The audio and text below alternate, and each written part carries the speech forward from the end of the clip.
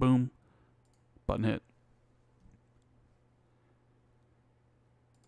All right. I believe we are live. What is going on, everybody? This is Randall Thor 19, the man with the million, back again with a Monday edition of the Xbox 2 podcast. And with me, as always, is the one and only Jez Corden of Windows Central, who I couldn't do the show without, who is here on a Monday because I basically forced him to.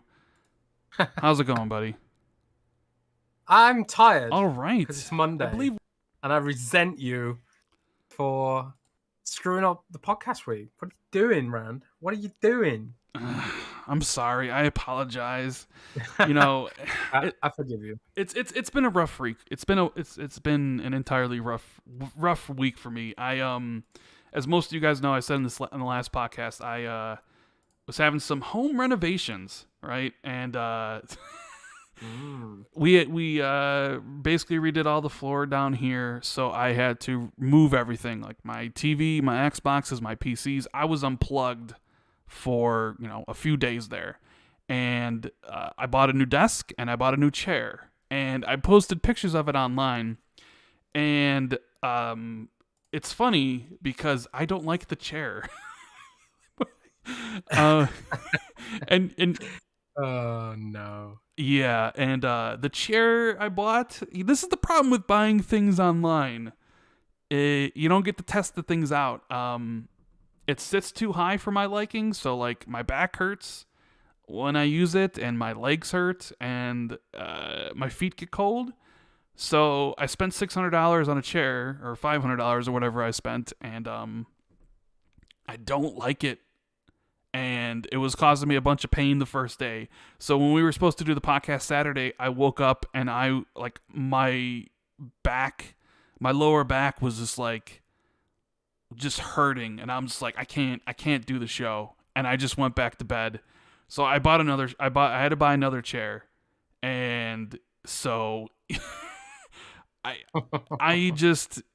it's been a rough week, like I was sitting there on the sidelines when Sony's out there basically confirming they lied to everybody once again about their Cross Gen plans. And I was just like, I made that tweet and stuff, and I'm like, I'm so excited to, get this new setup and stuff and build the studio and whatnot. And then like the chair I get it, and it looks really cool. It's got my name on it. It's got Rand on the chair. And I'm like, oh yeah, so cool. And then it didn't work for me. So I had to buy an office chair. So that's why we missed on Saturday. But I didn't want to miss the show. Like I was like, Jez, can we do it on Monday? And you were like, yeah. And the best thing about it is we're still going to do a show on Friday. Right, Jez? Yeah, but it's not just any old show on Friday, is it? It's not just any old show. We're actually going to have guests for the first time on this upcoming Friday. Some people from the community that me and Jez have wanted to have on for quite some time. And it's just going to be a show this Friday talking about people's, expectations for E3 and what they're excited about. So yeah, this upcoming Friday on the 11th, we're going to have an Xbox 2, but it's going to be more than Xbox 2. It's going to be Xbox 6, Xbox 7. We're going to have a whole bunch of guests here that a lot of people know, a lot of people love. And it's going to be fun. So we're going to have a whole bunch of people on the show this upcoming week on Friday. It's going to be a great time. So just want to thank everybody for tuning in on Monday. Saji Caesar and Gunstar and John BX32 and V Simco, Humdrug, East Texas, Alex, everybody in chat. Man, we appreciate you guys. Rick Gaffney, he says, yes, fellas, surprise podcast. So excited. Best podcast in the world. Let's go. We appreciate everyone here. Brap, I see you, Brap. What's going on? Josh Tarpley says, Rand, I can't wait to hear this avalanche of information about Typhoon. I mean, if it does get announced at E3, there'll definitely be a ton of information, a tsunami of information about that game. You know what I mean? We'll find out who's making it and what the game is, and it'll be good times. An avalanche of informations. Brap's like, E3, let's go. Hello, Rand and Jez, cheers. I hope you're doing well, Brap. Nick says, An episode of my favorite Xbox 2 podcast on my birthday? Awesome. Keep up the great work, you two. Well, happy birthday to you, Nick. And thank you for hanging out with us on Monday. And Sin Vendetta, one of the big supporters of the channel, says, I literally just finished yesterday's The Iron Lords podcast. But Jez, you were on. You were on Iron Lords yesterday. How was it, man? How was it being in the realm of the Lords with Cognito and Addict and King David and Sovereign and everybody else who was there? Was it fun? In the past over the years. Yeah. I've done Iron Lords a few times over the years, and they're always fun to podcast with. They just Addict dropped me a DM and he's like, come on the show. I was like, oh, all right then. Why not? Since Rand abandoned me last week. I'm sorry. Yeah. I'm so sorry. But hey, man, we it's just one of those things. And there's some people that were like, you can't do that to Jez. It's like, Jez knows, and I talked to Jez when I woke up and I was just like, bro, I was in so much pain. I just couldn't do it. I couldn't bear the thought of sitting in the chair for 2 hours while doing it. You know what I mean? Because you got to be comfortable, man. You got to be comfortable. Shout out to Sean Robertson for becoming the newest member of the channel. Enjoy your emotes, buddy. Thank you for the support. Dovakin says, Jez, right off the bat, he's got a question for you, Jez. Perfect Dark Senior Environment Lighting Artist is gone. Is the game almost done? Love you guys. Best Xbox podcast. What's he talking about, Jez? The Perfect Dark Senior Environment Lighting Artist is left? So does that mean the game is finished? I have no idea. I haven't heard anything about that. What people need to realize that game developers, it's a high turnover business. There's always opportunities for people to leave and move on and try different things. There's also a lot of contractors who work in and they're not even fully employed. And especially from what I've been told, the culture down in the sort of Santa Monica way is that a lot of it's contract work. So you really don't need to flip out every time someone leaves a project. It's pretty standard in the industry. So that's what I say on that. Yeah. I think Perfect Dark's a couple years away. Carl says, Rand and Jez, hope you guys have a great week ahead of E3. Love the show. Just ordered a 77-inch LG CX from Costco. Can't wait. Bro, you are going to love the CX, bro. Like this, I have a 65-inch. And I absolutely love it. It's one of the best purchases I made, especially if you game a lot. And I did have a 55-inch, and I know this makes Jez incredibly jealous because he brought the wrong TV. He brought the wrong one, but I went from a 55 to 65. And you don't think that it's that big of a difference, but trust me, it is. So I can imagine going from 55 to 65 and seeing how big of a difference is. I can't imagine going from 65 to 77. You are going to love the CX, man. It is on sale, though, Jez. I know dealer, he recently bought one. It was on sale for like $3,000. It's an amazing television. I recommend it. Anybody who I get tons of DMs, tons of tweets about the CX and stuff. It is 100% worth it. Although at this point, maybe if you want to wait for the newer models coming out soon, maybe wait for it. But the LGs are incredible. They make every game look amazing. Like I've been playing Mass Effect, and it looks so damn good on this TV, man. Like, it is one of the best purchases I've made when it comes to like gaming and TV and stuff. Everything just looks so damn good on it. So, I think the issue I had was that I couldn't fit the smallest LG OLED. Just wouldn't fit in the space that I've got. The best alternative was the QLED. But I think LG actually do smaller OLEDs now too. Yeah, they do like a 48-inch, I believe, I think. Yeah, I can get a 48-inch into this space, but it's also like, well, now I've got the QLED and it's mounted to the wall. Do I really want to bother dealing with all the screws and all that stuff? So I might just leave as it is and just deal with it, Yeah. Trying to spend less money around. I know you save money. I know you are. You want me to send you my chair? You want a chair that says Rand that you can use in your humble abode? Nah. I don't want. I've got enough back pain as it is without the cursed Rand chair. The cursed. Maybe I'll get used to it. I did buy another chair though because you got to be comfortable when you're doing this stuff. I think sometimes you just have to get used to chairs a little bit and adjust it and see especially when you're getting on a bit. You're pushing 60, aren't you? Pushing 60, excuse me? Well, you're not getting any younger. You got to look after yourself, man. Got to look after yourself. How old do you think I am, Jez? 56. 56. The man with the million is 56. Are you what? I'm joking. No. Aren't you like 45 or something? No, I'm not even in my 40s yet. Are you not? Why No. did I think you were? How old are you? Like, turned 40. Aren't you like 18, like 17 or something? I wish.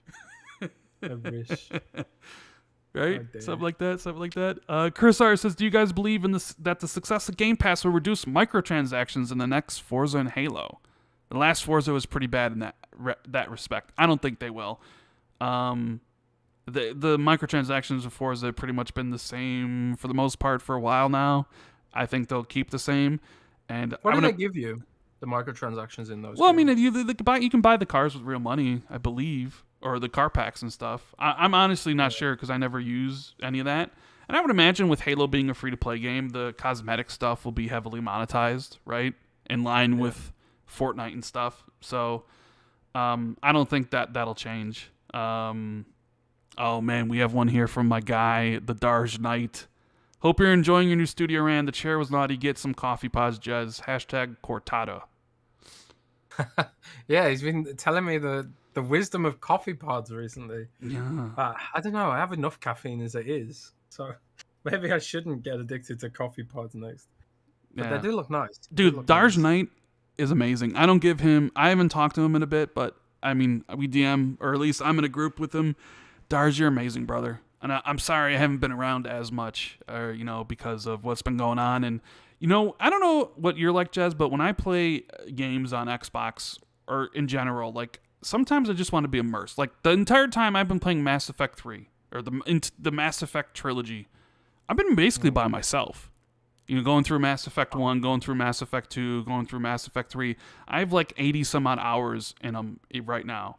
And I'm just loaning it up. I'm just being immersed into it. And like Resident Evil Village, same thing, just immersed by myself. Returnal, playing that, immersed. And whenever I play Ratchet and Clank, immersed. When I play these games, especially like the single player stuff, I don't know if anybody here is the same way, but I can't be in a party with people.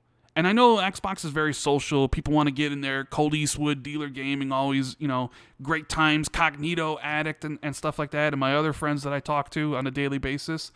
But when I get on to play, especially those games, I don't want to talk to anybody. I just want to put my headphones on and just crank up the volume and just enjoy the experience. But if I'm playing a multiplayer game or something that doesn't require me to like pay attention to what's going on so much, I love jumping into parties and having a great time, talking to Kid Smooth or Gaming Forte. You know what I mean? How do you normally go about that, Jez? Well, I don't have any friends. Oh, you don't. So I don't. You don't have any, but you have all these people here tuning in to hear what you have to say. They're definitely not here for me. They're all your friends. I don't know. I'm introverted, man. A lot of the time. So I don't really do that whole jumping in a party and chatting thing while playing games. You should. I just never have. I mean, even when playing World of Warcraft, I just be on the call and just listen to other people talking and just do my job. DPSing, dropping them more dots on the dragons and stuff. I don't know. I'm just kind of an introvert, man. I'm alone. I mean, I'm an introvert too, but I do like to socialize. But lately, I've been kind of more antisocial, like playing my games. Paul, he says, I also just went from the 55 to the 65 LG CX TV this past weekend for 120 frames, and it doesn't disappoint at all. Highly recommend anyone willing to pay that high amount of money. For the amount of times we talk about the LG and the CX and all this stuff, Jez, we should get a sponsorship from LG. Like, we talk about it all the time, and people buy them. Like, you guys need to sponsor the Xbox LG podcast. You know what I mean? That's what we should. That's what we should call it. Splat says, I got the 48-inch CX, cost me £1,500, more than what the 55-inch cost. See, everybody's got the CX or an LG. It's amazing. Sin Vendetta says, Jez, I've been listening to a UK fitness YouTuber for the last 6 months, and I realized one of my favorite UK terms is fizzy drinks for soda or pop. Yeah, Jez, how's the update on the diet going? Any still going good, losing all that weight, becoming sexy and slim? Yeah, man. Lost another 3 pounds last week. I'm at 58 pounds now total. I ain't stopping, man. I'm going all the way. I'm gonna lose like £200. I'm Good. doing I mean, it, man. I'll I'm gonna go follow all the you. way. You know, I'll Good, I man. definitely want to follow in your footsteps because you're setting the example. You know, and I'm extremely proud of you. By the way, Thanks, buddy. thanks to you. But pandemic made me think this because like the coronavirus was like hitting people that had sort of like fitness problems harder, and I was like, well, I haven't even before the pandemic. I hadn't been outside for like a year, done any exercise whatsoever. It's like I should probably try and improve my physical fitness a little bit. I just sort of spiral from there. When I put my mind to something, I want to do it. I go all out, man. I go all out, and this whole blogging thing should be a testament to that. So yeah, It's a do it, busy man. week upcoming for Do it. you and Windows Central with E3, right? And all the stuff. Yeah, I'm already exhausted. And it's You're only already Monday. exhausted. Oh man. Oh, I just want to man. go. I just want to go to bed. Want to go to bed. Dan says, "Why is everyone discounting Halo Infinite? 343i hasn't released the best Halo games, but the gaming media seems down on it." Yeah, that's I mean, Jez. We know how Jez feels about Halo, right? You don't even want to ask him about like all that stuff. We know. Did you see some of the leaks that came out about Halo from the one and only Colt Eastwood, Jez? That articles were written about and stuff. I didn't see what Colt said. What did he say? What did Colt He say? said Colt said that Halo's going to be coming out in September. That there's going to be a beta dropping right after the show. That it won't have top tier visuals. That it'll focus on multiplayer, etc., etc., etc. A lot of people, but the funny thing is, Colt's one of my best friends. I talk to him every day. He definitely has a following on Twitter that hate him, right? That really despise Colt Eastwood. And those same people that despise Colt Eastwood were sharing Colt Eastwood's articles that people wrote about Halo not having top-tier visuals to make fun of Xbox. I just thought that was interesting. Right? Yeah. I'm not expecting Halo to have the top-tier visuals. I expect it to look improved over the the showing last year. It's not going to be a Lego game like Jez says it's going to be, of course. But yeah, what do you think about what do you think about Halo in September? Does that make sense to you? I've heard the same.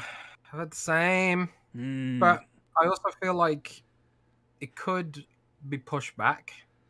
So I think there's no smoke without fire. I don't like I say. I like to have my evidence, but I don't have any physical evidence of the September date.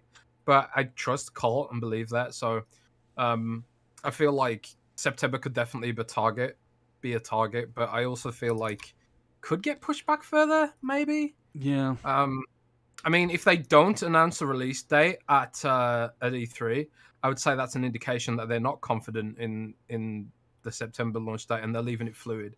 Because COVID is a thing that happens and hurts there, and but people don't want to believe that it happened, Jazz. People think that it's being used as excuses for why games aren't ready. Well, Microsoft only just had its first return to the office meeting this week, I think. So and they've still got sort of policy that you don't have to come in and stuff like that right now. So, there's still disruption going on, and there's going to be disruption at least until I would say maybe early next year. And God knows, maybe COVID will mutate. Maybe we'll get COVID 20, and we'll end up in some kind of apocalypse scenario. And then game dev will be really slow if there's an apocalypse, right? Yeah. I don't know. Very slow. But it would inspire a lot of new games. Humdrug says, thoughts on Nate and Switch Pro? Is he on Friday? No, Nate the Hate will not be on Friday. And the reason this show started a little bit later is because I just recorded a podcast with Nate and Modern Vintage Gamer. Literally 10 minutes before the show started, we were talking about Xbox and their show. He'll probably post it tomorrow. But Nate knows what he's talking about. He's well connected. I don't know anything about the Switch Pro. And Nate is looking forward to it. You know what? Okay, so when I put everything back up, I put my OLED back on an entertainment center. I put the PS5 back in its place. I put the Series X on its side because that's the only way I can fit it in there. You know what I didn't do, Jez? I didn't hook the Nintendo Switch back up. Rand! I didn't. How you play Pokemon? Well, I can't play it if it's not hooked up. So that's how I'm going to get around all these things. When you say you need to play Pokemon Snap or you need to play Breath of the Wild or whatever, I just be like, my Switch ain't hooked up, bro. Sorry. Can't play it. You know, Rand, I got a confession. What? My Switch ain't hooked up now either. Oh, man. I played the Monster Hunter Rise demo, and I was like, dude, I can't do this anymore. I can't do 25 frames per second gaming. I can't do 720p jaggies. I'm done. Really? I'm done with the Switch. I'm moving on, man. The Switch is dead to me. What about dead. what about the Switch Pro though? Like is it DLSS and like making games look really good? I mean, are you gonna get the Switch Pro then? Man, the jury's out on that. Honestly, I don't know whether I'm gonna get the Switch Pro. It ultimately depends on how it is. Are they gonna make it fully backwards compatible with the previous Switch? Are they gonna make it like its own platform where like all the games that I bought on the Switch get lost? If they do cut off the previous gen of Switch, I'm done with Nintendo, because that's like that is just such a joke, man. Like I've spent like hundreds of dollars on games for the hundreds of dollars of games on the previous Switch, and if they don't add backwards compatibility, I'm done with it. And honestly, I feel like that's something Nintendo might do. They just might be like, yeah, well, people will buy it anyway. We can just make a whole new system, whatever. So, I don't know. It ultimately depends on what Nintendo does, because at least with Xbox, you know what they're doing. But Nintendo's always this wild card. You have no idea what they're doing. They could go this way, they could go that way. They could make like another Nintendo Wii that you strap onto your face and dance around to play the games. Like Nintendo are wild, man. They're wild. So and people love them. People love them. Love them. The nostalgia's a hell of a drug, man. I mean, sure is. I firmly admit, right? If Pokemon Sword and Shield wasn't Pokemon, there's no way I would have played it for 200 hours. It's pure nostalgia, man. Pure nostalgia. And like I look at the Metacritic for Pokemon Sword and Shield, and it's got like 8 out of 10 on Meta. I swear to God, right? If Pokemon Sword and Shield was exactly the same game, but just with a different brand, slightly different monster designs, it would have got 4 out of 10 at best. It's not a good game. It's really not. It's pure nostalgia. The game itself is terrible. And that's the truth. That's the truth, Rand. Is that the truth? You finally coming out and truth. saying it? I'm admitting it, man. I'm admitting it. I can't do jaggies and stuff no more, man. Gotta have those. Thank God. Filmic's retired. Like I remember last year before these new consoles came out, you were like, you know what? I love 30 frames. I don't need 60 frames. Give me that filmic experience. And here we are, not even 6 months into the gen, and you're like, I'm done. I can't do jaggies. I can't do 30 frames anymore. I'm proud of you, bro. I'm proud of you. You're losing all this weight. You're becoming a true gamer. Like talking about like frame rate and stuff and resolution. Jez, you've evolved into. I've evolved. Yeah. Well, what's the second stage? Of your Pokemon evolution. What are you called now? Oh God, I don't know. Jesmon, I guess. Jesmon.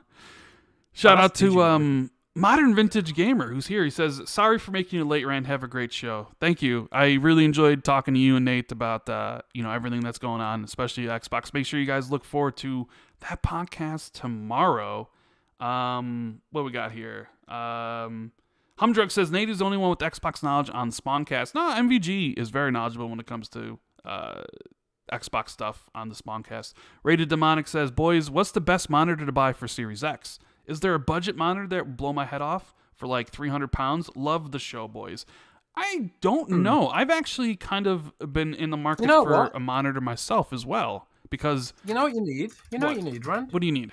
You need WindowsCentral.com's best monitors for Xbox Series X article. There you go, That's Rated Demonic. Jez has an article. He's written about it. All the best that you need. I'm actually in the market for a new monitor as well. I have a 26-inch, 24-inch actually, but I bought the bigger desk, and this monitor's too small now, so I want to get like a 32-inch, maybe 4K. Yeah, so maybe I'm going to rock 2 monitors. I don't know, but yeah. Jez has an article for you. Demonic, make sure you go check it out. iSilar says Thane Krios versus King K Ling. Enough said. Thane is my like second favorite character in Mass Effect, Jez. I don't know what you think about Thane or what your Thane is rankings cool, are, man. but Thane he's is cool. my I number like 2. I love his Morden voice. is my favorite. Morden is my favorite. I shot Morden in the back. You suck, dude, because I couldn't believe that. I just like, how could you do that to Morden, bro? You're evil. Insubordination, man. You're evil. Insubordination. I told Morden, don't do that. And what does he do? He does it. Disobeyed a direct order. Penalty for that on my Normandy is death. Jesus Well, Christ. Rex gets shot in the face. Morden gets killed. Shot in the back. You know. Yeah, GG. Yeah. Kaloki says, question, are PS games becoming too similar a la Ubisoft? Jez, did you find the anime movie you were looking for? I recommended you Blade of the Immortal. You watching anime? We actually didn't. What, right now? No, I mean, you're one of those guys that watches anime, aren't you? Yeah. You would love you. No. You and my buddy Loveboat Gopher need to have a conversation because he's also Mr. Anime as well. You guys would get along very, very, very well, I think. Yeah, maybe we should do an anime podcast, the edition of the Xbox 2, right? The anime Xbox edition, 2 anime edition, yeah. Where I mean, we're about to do Xbox 7 on Friday, which I'm super excited for because we're actually going to brand it that, like the G7. I don't know. I don't know. It's going to be fun to have other people on. You know what I mean? Just, get people talk about Xbox. I have a lot of cool friends on and stuff, so that's definitely going to be super interesting. Some of the PlayStation games are similar, but I don't think they're all. I mean, Ubisoft games are all follow the same format. But I don't think all the PlayStation games follow the same format. I know they follow the template of Last of Us, kind of that cinematic, over-the-shoulder adventure. But I mean, like, Returnal's nothing like that. Even something like Concrete Genie. Not all the games are essentially like that, but we'll see how this gen plays out for them, and we'll probably get more of an answer. 108 Dragons TV. He goes, what's good? Looking forward to an amazing E3 showcase for Microsoft. They're going to knock our socks off. Facts. Yeah, I hope so. And the Halo 5 looks amazing. Infinite will be fine. Rob says, if your chair isn't a Steelcase or Herman Miller, take it back. I got a Herman Miller 3 years ago, never went back to gaming chairs. Your back will thank you. I actually looked into the Herman Miller chair. That's the one that they have for like $1,500. And I was like, excuse me? $1,500 for a Herman Miller chair? Maybe I was just looking at the wrong kind. YouTuber, right? Well, it was like a... That's like 5 minutes worth of a video for you. Yeah. I wish it was 5 minutes of work. God. I'll have to definitely look into it. I bought the same chair I've been using again, and I love that chair, so it'll be super awesome to get it. Hopefully, I'm just a little bit cautious now because I bought this chair sight unseen and I didn't like it. It's a lot of money to waste on a chair, but Ghetto Smurf with the support. Thank you. East Texas Alex says, good morning. Great to see Randall muted and Jez on a Monday. Also, great to hear Jez on the Iron Lords podcast. I'm predicting your tomato game will be coming to Game Pass this year, Jez. Is it coming, Jez? Is it coming? I don't know. I've dropped off that a bit. I need to get back on it. Man. Yeah, you used to have a bunch of updates on it, on Twitter. Yeah, I just been a busy boy. Yeah. Dovakin says, yes, I got that feeling. These new specs sound too good and big for a simple refresh. Maybe is Nintendo full next-gen machine. Fun Speculation, who just put out an incredible community prediction video with a whole bunch of different people. Make sure you guys go check out his channel and his video. He says, you guys rock, have a great show. Thank you for the support, brother. Ghetto Smurf, what a funny name. Do you guys think we'll get a next-gen Fight Night from EA anytime soon? I know people really want that. They want a next-gen Fight Night. I think...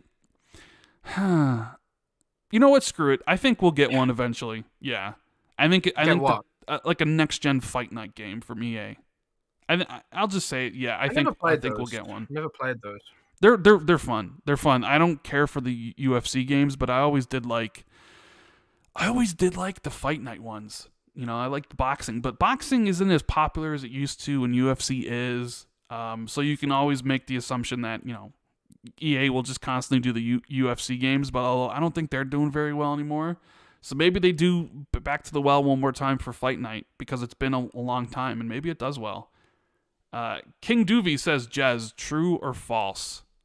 The new Ubisoft PvP game will be on some kind of exclusive with Xbox. Elaborate on why you feel that way. Man, no idea about this, but I do keep constantly hearing this rumor about Microsoft and Ubisoft doing some kind of collaboration. I have no details, no evidence, no details, no evidence. But it's just one of those whispers you keep hearing. You know, don't know if it's just referring to the Game Pass conversations we were talking about before for some kind of, you know, wider partnership for Game Pass or whatever, or if it's actually a game, some kind of project or IP that Microsoft's collaborating with Ubisoft on. I literally have no idea. I have no idea. So I don't know. Watch this space, I guess. You got to be careful though, Jez, because we have websites who will source you and talk about how Xbox Insider Windows Central's Jez Corden says Ubisoft is working with Xbox potentially on exclusive that might be a revival of Splinter Cell, which could end the Xbox show on the 13th. You know, that was oddly specific, Rand. Well, I did say that you know, oddly specific, Rand. As much, you know, people are probably like. They're probably like, wait a minute, what's going on here? Oh man, it's like when Special Nick, so he changed his name. He's not Special Ed anymore. He's now Special Nick. He was tweeting about how cool it'd be if there was a Dead Space remaster, and I just came into the replies like, that would be interesting if it happened, wouldn't it? If it was real, if it was true, like, oh wow, yeah, Dead Space, yeah. And what I replied to you, and I said, this is real, with exclamation point. It's one of those, like, it's just funny because it's one of the things I often see insiders do is like they act like something would be cool when really they're hinting at something, and if you sort of hint that they're hinting at something, then websites like comicbook.com are writing an article about it. Did they comicbook.com? Did they write an article about it? Really? Yeah, Game Ram wrote an article about it. Comicbook.com wrote an article about me trolling Nick about Dead Space on Twitter. So, you know. Amazing. Absolutely it's all amazing. Fun and games. All fun and games. But, yeah, it would be pretty nice, though, right? Yeah. Dead Space. And it's funny because a couple weeks ago, because me and you talked about this, a couple weeks ago, I had heard a rumor. And take this, it's just a rumor. Like, don't write articles about this because I don't think it's true. Is this something I had heard passed to me that there was going to be a Ubisoft exclusive or a Ubisoft game that was going to be announced at the Xbox Game Showcase that has some sort of exclusivity tied to it, right? And I hear that, and it's like, whatever. I hear a whole bunch of different stuff all the time about different things. And I was just like, my mind immediately goes to Splinter Cell. Sam Fisher's coming back, baby. It's happening, right? And then I was just like, nah, it's never going to happen, right? And then what'd you say to me, like, last week? You said to me that you were hearing the same thing. And I was just like, don't play with my emotions, you know? Because when Jez says something, like, I pay attention, I listen.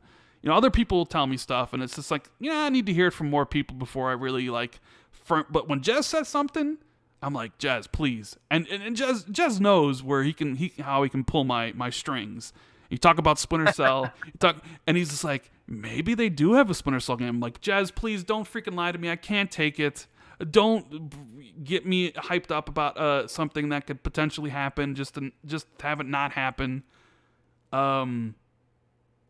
But yeah, we had heard rumors about it, but like, I don't believe it. Could it be this game, Jez, this Battle Cat game, which apparently leaked yesterday from a Twitter user, Ubisoft, Splinter Cell, Division, PvP, Overwatch clone thing? You know what'd be way cooler? If it was a free-to-play Splinter Cell gacha game. No. That would not be cool. No? Why they gotta do to my man Sam Fisher like that, man? Like, how amazing would it be if E3 rolls around Xbox, right? And, you know, Starfield opens up the show, and it looks super impressive. And then halfway through the show, you're looking like, okay, it's 60-minute mark. We got 30 minutes left. Halo shows up. So now you're thinking to yourself, wait a minute. Starfield opened and Halo's here already? What are they going to end the show with? And then they end it with like the lights go down, the ding, and like the 3, the goggle lights come up, and it's just Splinter Cell returns, and it's Xbox exclusive, and Xbox paid for the game. And that's the only way that Ubisoft would ever make a Splinter Cell game, because for whatever reason, they don't know what... Like, wouldn't that be just the most incredible thing ever? But, you're probably just trolling me. You're just saying these things to me just to get a rise out of me, so Oh, man. It would be an amazing show if that happened. Would I do that to you? You would. You would do that to me. Because there was the one time you tried playing it off. You were like, what'd you do? You're like, bro, Microsoft just made a huge acquisition. And you played it off like it was legit for an hour. And then yeah, I remember that. And then you were like, bro, I'm just pulling your leg, and I'm like, and I realized that like I can't trust you ever again, because so every single time you have some big information, I always just kind of like, are you pulling my leg here? What's going on? What did you think when I messaged you about Bethesda? I didn't believe you. Yeah, have we ever talked about this? No, the fact that I told you. You want to talk about it? Let's talk about it. Let's talk about it.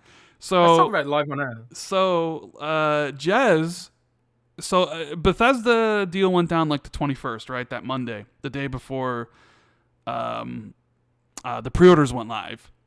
And I'm a night owl. I'm up really late, And Jez knows that, because he'll send me a DM or something, and I get a message from him on Twitter, a DM. This is a good story, and he's like, get on Discord. And sometimes when it's like get on Discord because we're gonna jump on a call, I know it's something juicy, right? That don't want any paper trails, don't want any of that stuff, right?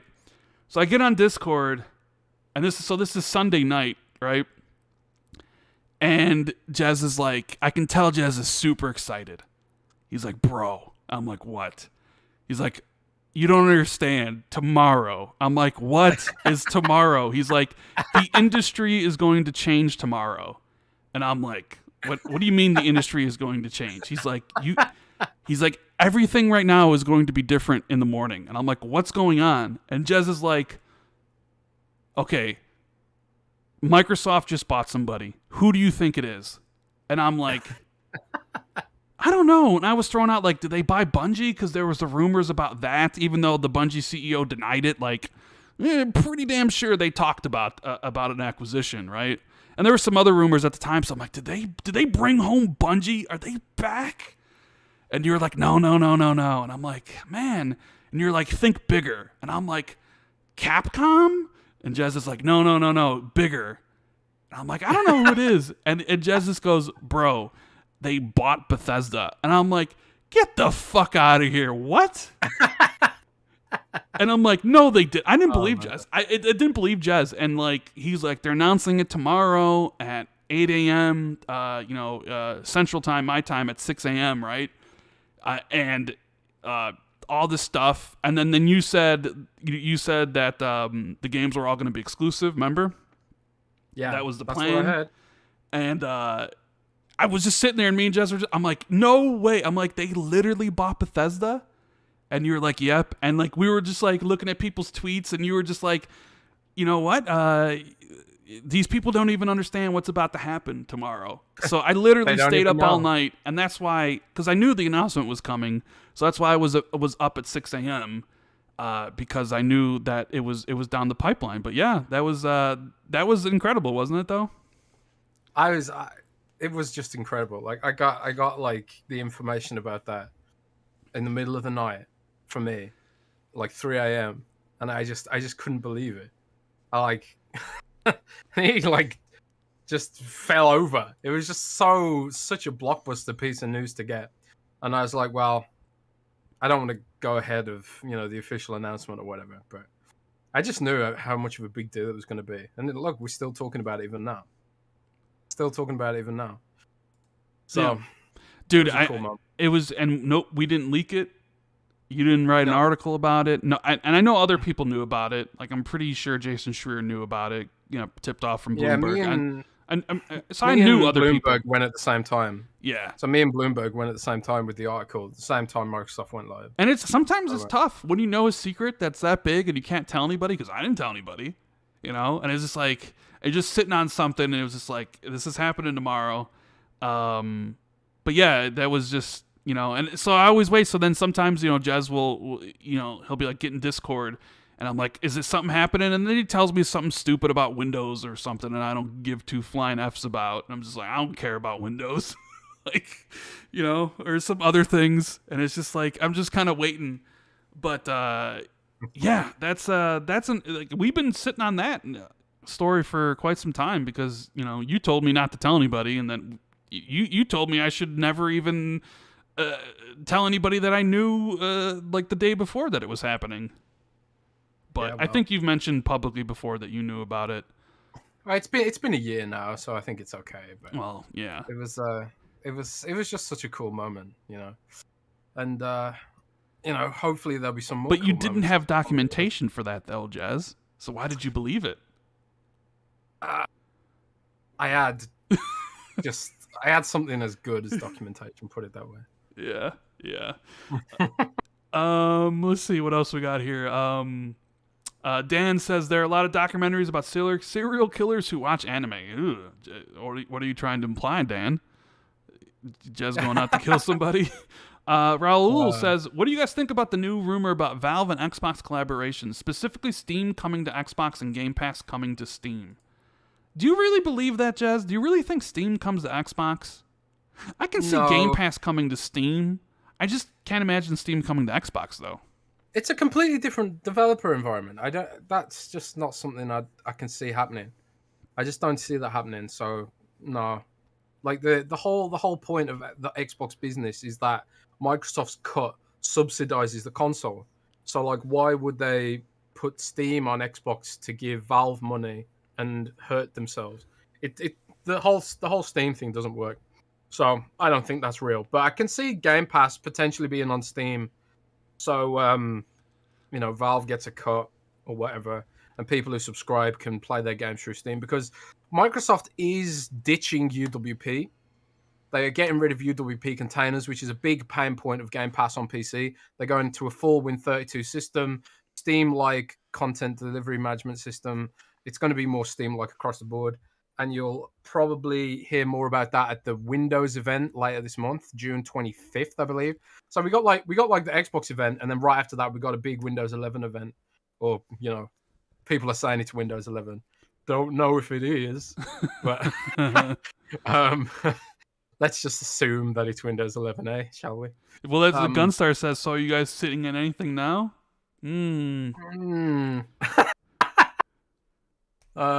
Maybe. Let's just say I'm feeling more positively about E3 this week than I was last week. Yeah, me as well. I mean, like I always thought that that it was going to be a very solid show. It was just it could be a great show depending on how games show up, and no CGI trailers. But there's definitely been more excitement in the air recently, I would say, and what that could be. That's a positive omen. Yeah, there'll be an avalanche of positive omens. An avalanche of positive omens, indeed. I said that in my video, Jez, my prediction video. That's why really? that said that. I was like, yeah, it's going to be an avalanche of information about the Typhoon game after it's revealed. Nice. That's thinly veiled. If I ever heard something, it's fun. Nobody realized what I was talking about, though.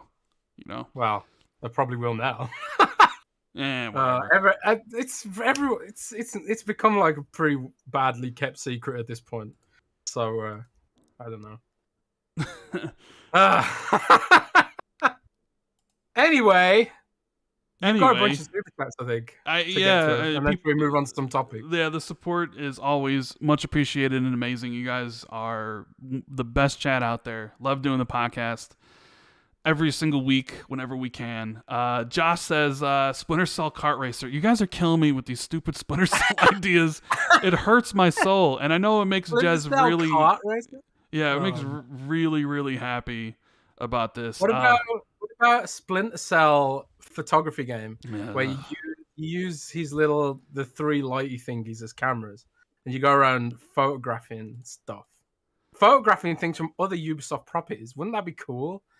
No, Yeah, Rand? I don't know. Probably No. not. Probably not. Dijon says, "Is it weird that my hype game from Xbox is Project Mara?" No, actually, I don't think so. Like with how that game looks, and if that's your type of game, like that horror thriller, I could totally see why somebody would be really excited about it. You know, like kind of PT. My man, Gaming Forte. He says, "Shout out to the sickest man on YouTube. Next time, stay away from crabfish and toxic fanboys. Glad to see you're feeling better. Thank you, Forte." Sin says, Rand, just auction the chair off. If an Among Us shaped chicken nugget can almost sell for almost 1 million, a chair with Randall Thor 19 on it could easily sell for 2 million. Well, it's just Rand because they only could use 12 characters. So yeah, it's just Rand on there.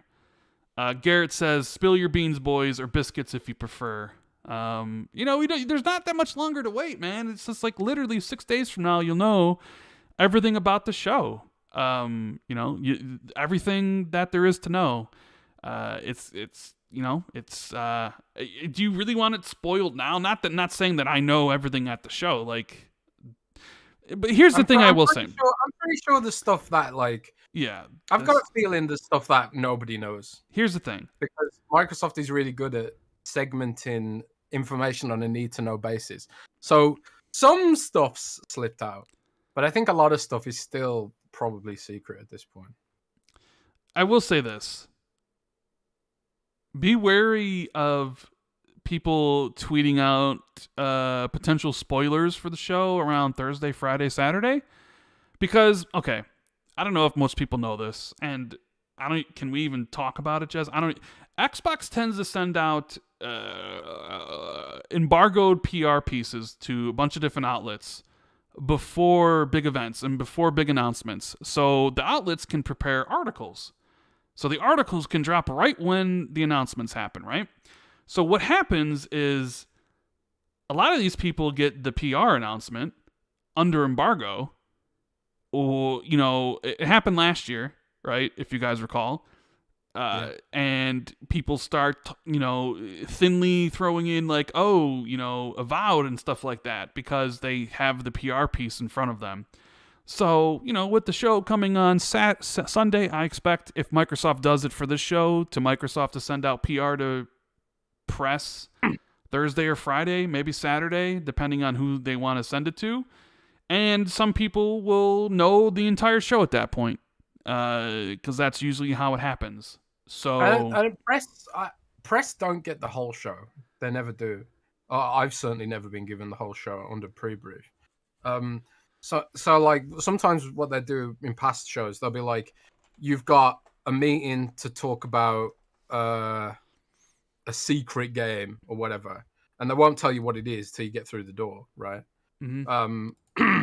Or until after the show. So like they might say, we're going to tell you some secret information at this time, and it'll be like after it's gone public. So I've never had the full show ever as part of a press release. That being said, there will be people internally who get more information about what's coming, like marketing teams, retail partners, stuff like that. And that's when things start to get a little bit leaky. So I would just, if you don't want to be spoiled, I would just avoid, social media and stuff. I'm not going to spoil anything, that isn't already out there at this point. If a major, if a major outlet like Bloomberg or something leaks, I don't know, Halo Infinite, just make something up, Battle Royale or something, then I'll have to cover it. But I'm not going to leak anything. But yeah, things do get leaky, and I think like the whole work from home thing, sharing information over the cloud, kind of makes leaks a little bit more prone and stuff like that. But I do think it's going to be a really good show now. I was sort of like last week. I was a little bit negative, maybe. Well, And yeah. now So I'm like sort of, we were a little yeah, bit more down, or at least like our expectations were, a little bit low. more lowered. And yeah, because I want to just, I want to be. Look, I understand the desire to like aim for pie in the sky sort of things, like crazy sort of predictions that really get people excited. But I also like feel sometimes that like that can be hurtful. Like if you're expecting like big things to happen and then they don't, you kind of think to yourself, well, Xbox, that sucked. But it's like, you only really, you did that to yourself, right? Um, Mm. so like I was thinking, well, like with Fable not being there and with Avowed not being there potentially, and Hellblade not being there, I was just like, man, some of those games I really wanted to see, they're not there. And it's just like, it doesn't seem like it's going to be that good of a show. But like, you find out like, hey, man, working from home is really tough. But I don't know if you even saw it earlier, Jez. Like Warner Brothers Games confirmed today that during their showcase, you won't see Harry Potter or Suicide Squad or Batman, the Gotham Knight game. That should show you guys how COVID has impact everything, right? A lot of these showcases aren't going to have a lot of stuff because teams are trying to get their games ready for release, and they just don't have the time to build trailers like they would, right? So it's like me and Jez were kind of just like, man, there's not going to be a lot of stuff there, but like, I don't know, like recently, it's becoming a tad bit more exciting. I still think the show is going to be good. It's going to be solid. And if certain surprises show up and certain announcements that may, happen, if those things happen, man, it could be a great show. You know what I mean? Yeah. I'm expecting a good show. But if like some of the secret stuff we don't know about could push it to make it a great show. So yeah, I'm pretty excited for it now. Yeah. But it's everything. But it's also like what excites me might not excite someone else. Like I don't care about Halo. I really don't. Can't so, believe like, you're my co-host and you hate Halo. Yeah, I just outgrown Lego games, man. So but yeah, I'm not a Halo guy. But like Ryan, if some of the other stuff there, like you wouldn't be interested in. If they announced Gears Tactics 2, for example, you wouldn't care. Yeah, I wouldn't care. Here's an interesting question from Ryan Thompson. Why is it difficult to keep leaks and rumors from spreading? Why is it difficult for a company the size of Microsoft to stop leaks and rumors, Jez? Because it always happens, but it's not just Xbox; it's like everything else, right? Yeah, I mean it's because they work with so many different teams. Like how many employees does Microsoft have? Like 300,000, 400,000 or something. They've got a lot of employees, and then there's like this whole sort of supply chain going on and and stuff like that. So it's not easy to keep a handle on leaks when everything's in the cloud, when you're sort of sharing information out, you're working with loads of different teams. People need to know things in order to do their jobs. Maybe it could be something as dumb as like, I mean, I remember walking around the Microsoft offices back in the day for some show, and I just saw leaks up there on a whiteboard somewhere. I was like, oh my god, that's happening, and it was just written there on a whiteboard. So, there could be a janitor just walking around cleaning up, and hitting people up in the DMs. I don't know. It's just sometimes it's just not easy to keep some of this stuff secret because there's so many people involved, and oftentimes it's not even like intentionally leaked. It could be leaked through a document or like a whiteboard or something on the shelf in someone's webcam feed. Yeah, like Phil's shelf. So it's I don't know. It's not like the movie industry where there's like a sort of contained set that can sort of keep everyone in one place. There's not as much of a supply chain involved, I guess.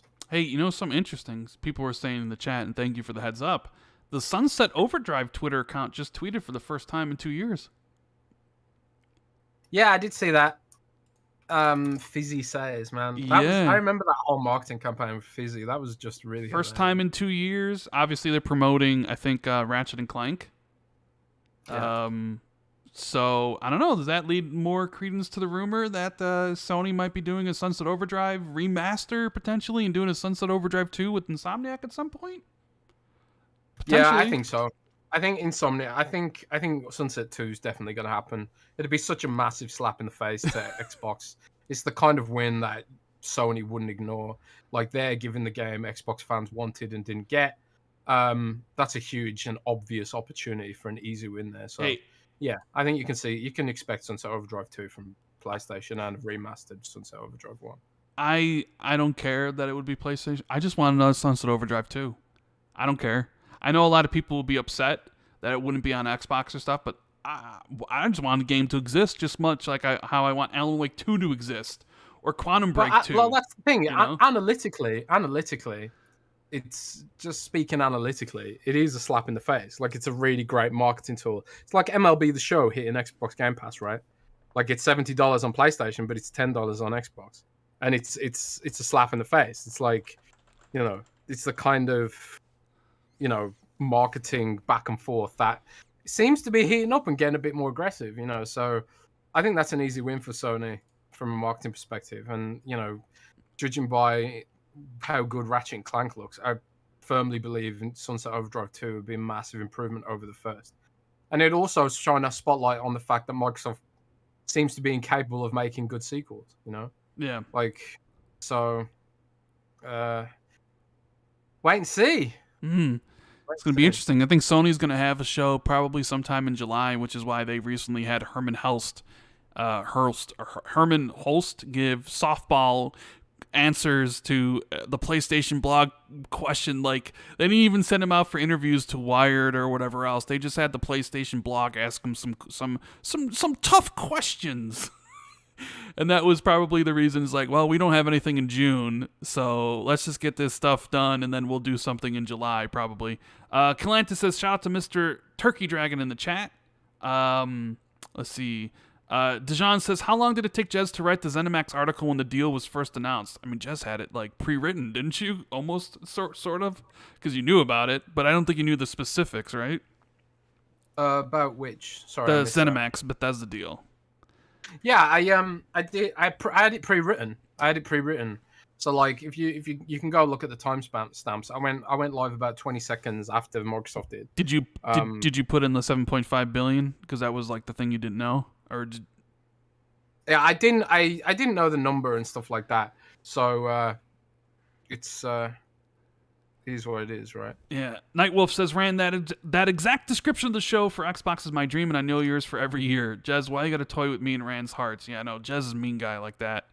Achievement says, Phil Spencer heard, quote, telling Gabe Newell, the only way Game Pass comes to Steam is if Steam comes to Xbox. Any thoughts on that? I haven't heard of this quote from Phil to Gabe.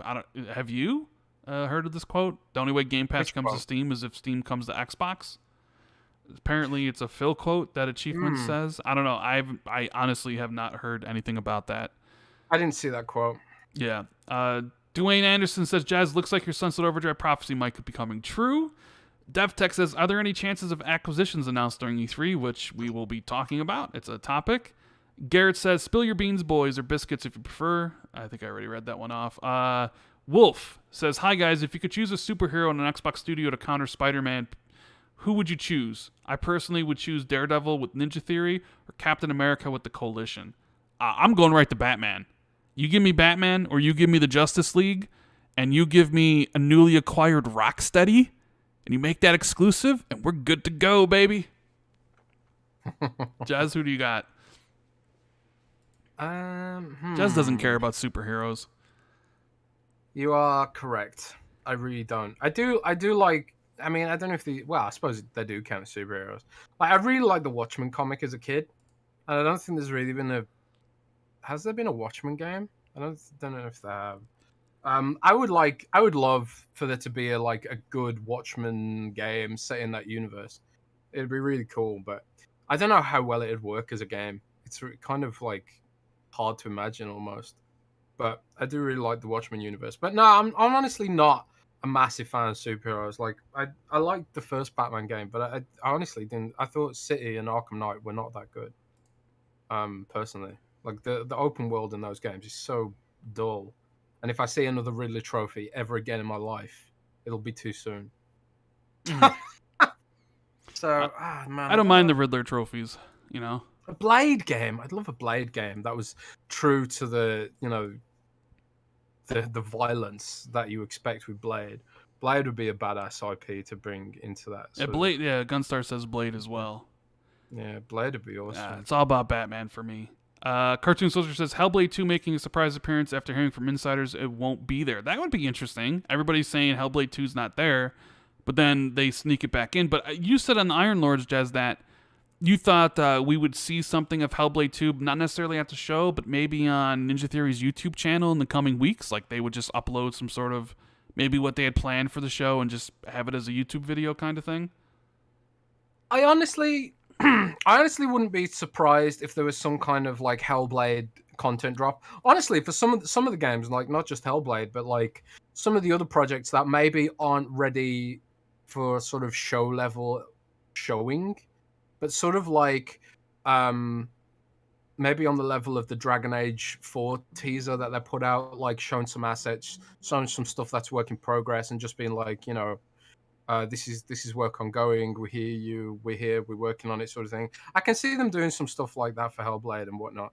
And but I also have no evidence, so take that with a pinch of salt, I guess, and just keep an eye out for it. Keep an eye on the Xbox YouTube channel or the Ninja Theory YouTube channel or any of the other YouTube channels, I guess. Yeah, but people are saying Spawn would be a sick game. Spawn would be pretty. There is a Spawn game. Spawn would be pretty sick. RDX Son of Fett says, will Xbox have surprises at Jeff's summer show? Jez, do anything Xbox is doing for Jeff Keighley stuff? I honestly don't know if Xbox is doing anything there. I think it was Jeff Grubb. Did Jeff Grubb speak about Elden Ring being at the show? Well, Jeff Grubb basically said Elden Ring is going to be at the Summer Games Fest. Did you hear anything about that? Because Elden Ring was originally debuted during 2018, Xbox's E3. People assumed Xbox had marketing, and you would think it would show up at Xbox's show this year if it did, and then nobody was sure it actually would be there this year, but now it seems like it's at Summer Games Fest. Do you know anything that went on with that? I don't know anything about that stuff. Jeff Grubb's the guy to speak to about that sort of stuff. Or Miles Dampier. Yeah, or Miles, I guess. I don't know if Miles knows or if he just pretends like he knows. Just obsessed with Elden Ring or whatever. But Miles is obsessed with From Software, like Dark Souls, Elden Ring, stuff like that. He knows like everything there is to know about that stuff, so I wouldn't be surprised if Miles knows something. Yeah. Miles Dampier. You gotta love Miles. Dampier. What do we also got here? Punkadish, my man, says, damn, I love this show. I wait every week to hear what you guys have to say. Much respect. Thank you for all the support, Punk. We appreciate it, man. Buddha says, one last thing, Scalebound, mic drop. One last thing, Scalebound's dead. Buddha, Scalebound's never coming back. I don't know how many times we have to say this. It's done. I don't know. The game... Scalebound's dead. It's not coming back. I don't know why people keep on bringing this up. It's never going to happen. I'm sorry. I know Scalebound is ultra dead. It's deader than dead. Yeah. It's deader than dead. Emil says, what's the likelihood of Xbox buying old Tim Schafer's IP from Lucas Games? Maybe Full Throttle or Monkey Island? Can those games make money in 2021? Well, with Game Pass, it's a different story. It doesn't necessarily need to make money because you could just put it in Game Pass. But I don't know. Like the Xbox does, it's possible. They could get sort of licensing from it. I don't think we'll see sequels. I think Double Fine is just going to do new IP stuff. Full Throttle is on Xbox. I did believe they did the remaster, but yeah, with Game Pass, you don't necessarily have to worry about the bottom line for those type of experiences as much as you would before. Chiefman says Xbox should make a clippy platformer game exploring the world of Excel and PowerPoint. It could be that. It could be their Astrobot, but on a meme level. JC says, wonder what GameStop has going on the 15th and 16th. I don't know. That's a good question. I don't actually pay attention to what GameStop is doing because I buy all my games digitally anyways. I'm Ancient Gamer says, really enjoy y'all's podcast. I don't usually get to listen live. Just want to show some love. Keep up the good work, Rand and Jez. Thank you. That's amazing. Thank you for the support. We're truly blessed. Jez, we have over 2,000 people watching. on a That is Monday. sick. Maybe we're doing the podcast on the wrong day. Yeah, maybe we are. maybe- Maybe it's E3 week. Yeah, well, maybe it's E3 week. So if you guys are enjoying the show, make sure you hit the like button, hit the subscribe button if you're new. Follow Jez on Twitter. He always posts ridiculous, stupid hot takes like mayonnaise belongs on fries or some stupid. Dude, have you tried it? Mayonnaise is disgusting. Have you tried mayonnaise? What? Mayonnaise Are you is for freaking real right now? disgusting, dude. How do you eat that garbage? Are you for real? Have you even I've tried never mayonnaise? been more real than I am right now. When's the last time you tried mayonnaise? I bet you were a little The last kid. time I tried mayonnaise, I ended up puking my guts out right afterwards. Are you for real? Can't believe people eat that garbage. Why? It's Why do disgusting. people not like mayonnaise? My friend hates mayonnaise too. I'm like, how can you hate this? It's like the nectar of the gods. No, it's not. It's like And you know what's even better than mayonnaise? what? Mixing mayonnaise with ketchup Ugh, and then dipping the fries in that. You're demented and sick. All right, I want to know in chat. Okay, mayonnaise on fries or mayonnaise in general. One, if you think mayonnaise is really good and should be on fries, or two, if you think Jez's whole mayonnaise on fries thing is just absurd and disgusting and mayonnaise is garbage and shouldn't be eaten. Because honestly, like when you tweeted that, I started like kind of like I felt like I was gonna puke. Like, how could you? Oh my god! I tweeted that right, and then went to bed, and then I woke up, and my mentions were a wasteland. Loads of people were really upset about this mayonnaise and fries thing. I was like expecting it to get like three likes and like no replies, but like as I look at it now, it's become a really controversial topic. So it's got 600 likes now and 200 comments. I mean, there's a lot of ones and a lot of twos here, man. Like I'm just gonna crazy. drop a poll on Twitter now. You really should, because I can't believe you. Like, you're disgusting. It's absolutely horrendous. Like, ugh. Garrett says, dude, one of my wish list items, man. Lost Odyssey remaster, Xbox to return to AAA exclusive JRPGs Blue Dragon. I would love to see a Lost Odyssey remaster or two. I think that would be super cool. Dovakin says Xbox Kojima on Game Fest. I think Xbox Kojima shows up if that deal gets finished. I think that debuts at the VGAs. Personally, I think Xbox really likes the press and the positive impact and stuff they get from the VGAs. A lot of people tune in from all the different consoles like PlayStation, Xbox, Nintendo. The whole industry's watching. I think that would be the moment to unveil a Kojima game. Maybe E3, but I don't think the deal's signed and ready. So I think they saved that for the VGAs. Xbox World says, "What independent studios do you think have the best chance of being acquired by Xbox?" Great show as always. We have some stuff. We'll talk about that. I mean, and Xbox is talking to a lot of studios. They have talked to a lot of studios. Some, don't want to be acquired. Some, start the negotiations and it falls through. That's the whole thing about it. Acquisitions. You know what I mean? It's hard to get all the way through. Siler says, Mr. Randall, hot tub. This hurts me, but it's good. Splinter Cell isn't back. It likely would have suffered the open world, that open world formula. I get it, man. I don't really want an open world Splinter Cell either. RDX says, Underworld movie would make good games. Rob Jones says, talking about Avalanche, could we see a new Rage, Mad Max, or Just Cause on Xbox? Could we see something like Dying Light 2 or Battlefield 6 Game Pass announcement? I think it's possible. Battlefield 6 and Dying Light 2 are definitely candidates for Game Pass titles. However, Jez, I don't know if you agree with me on this or not. I feel like the big publishers are wary of announcing a Game Pass title that far in advance.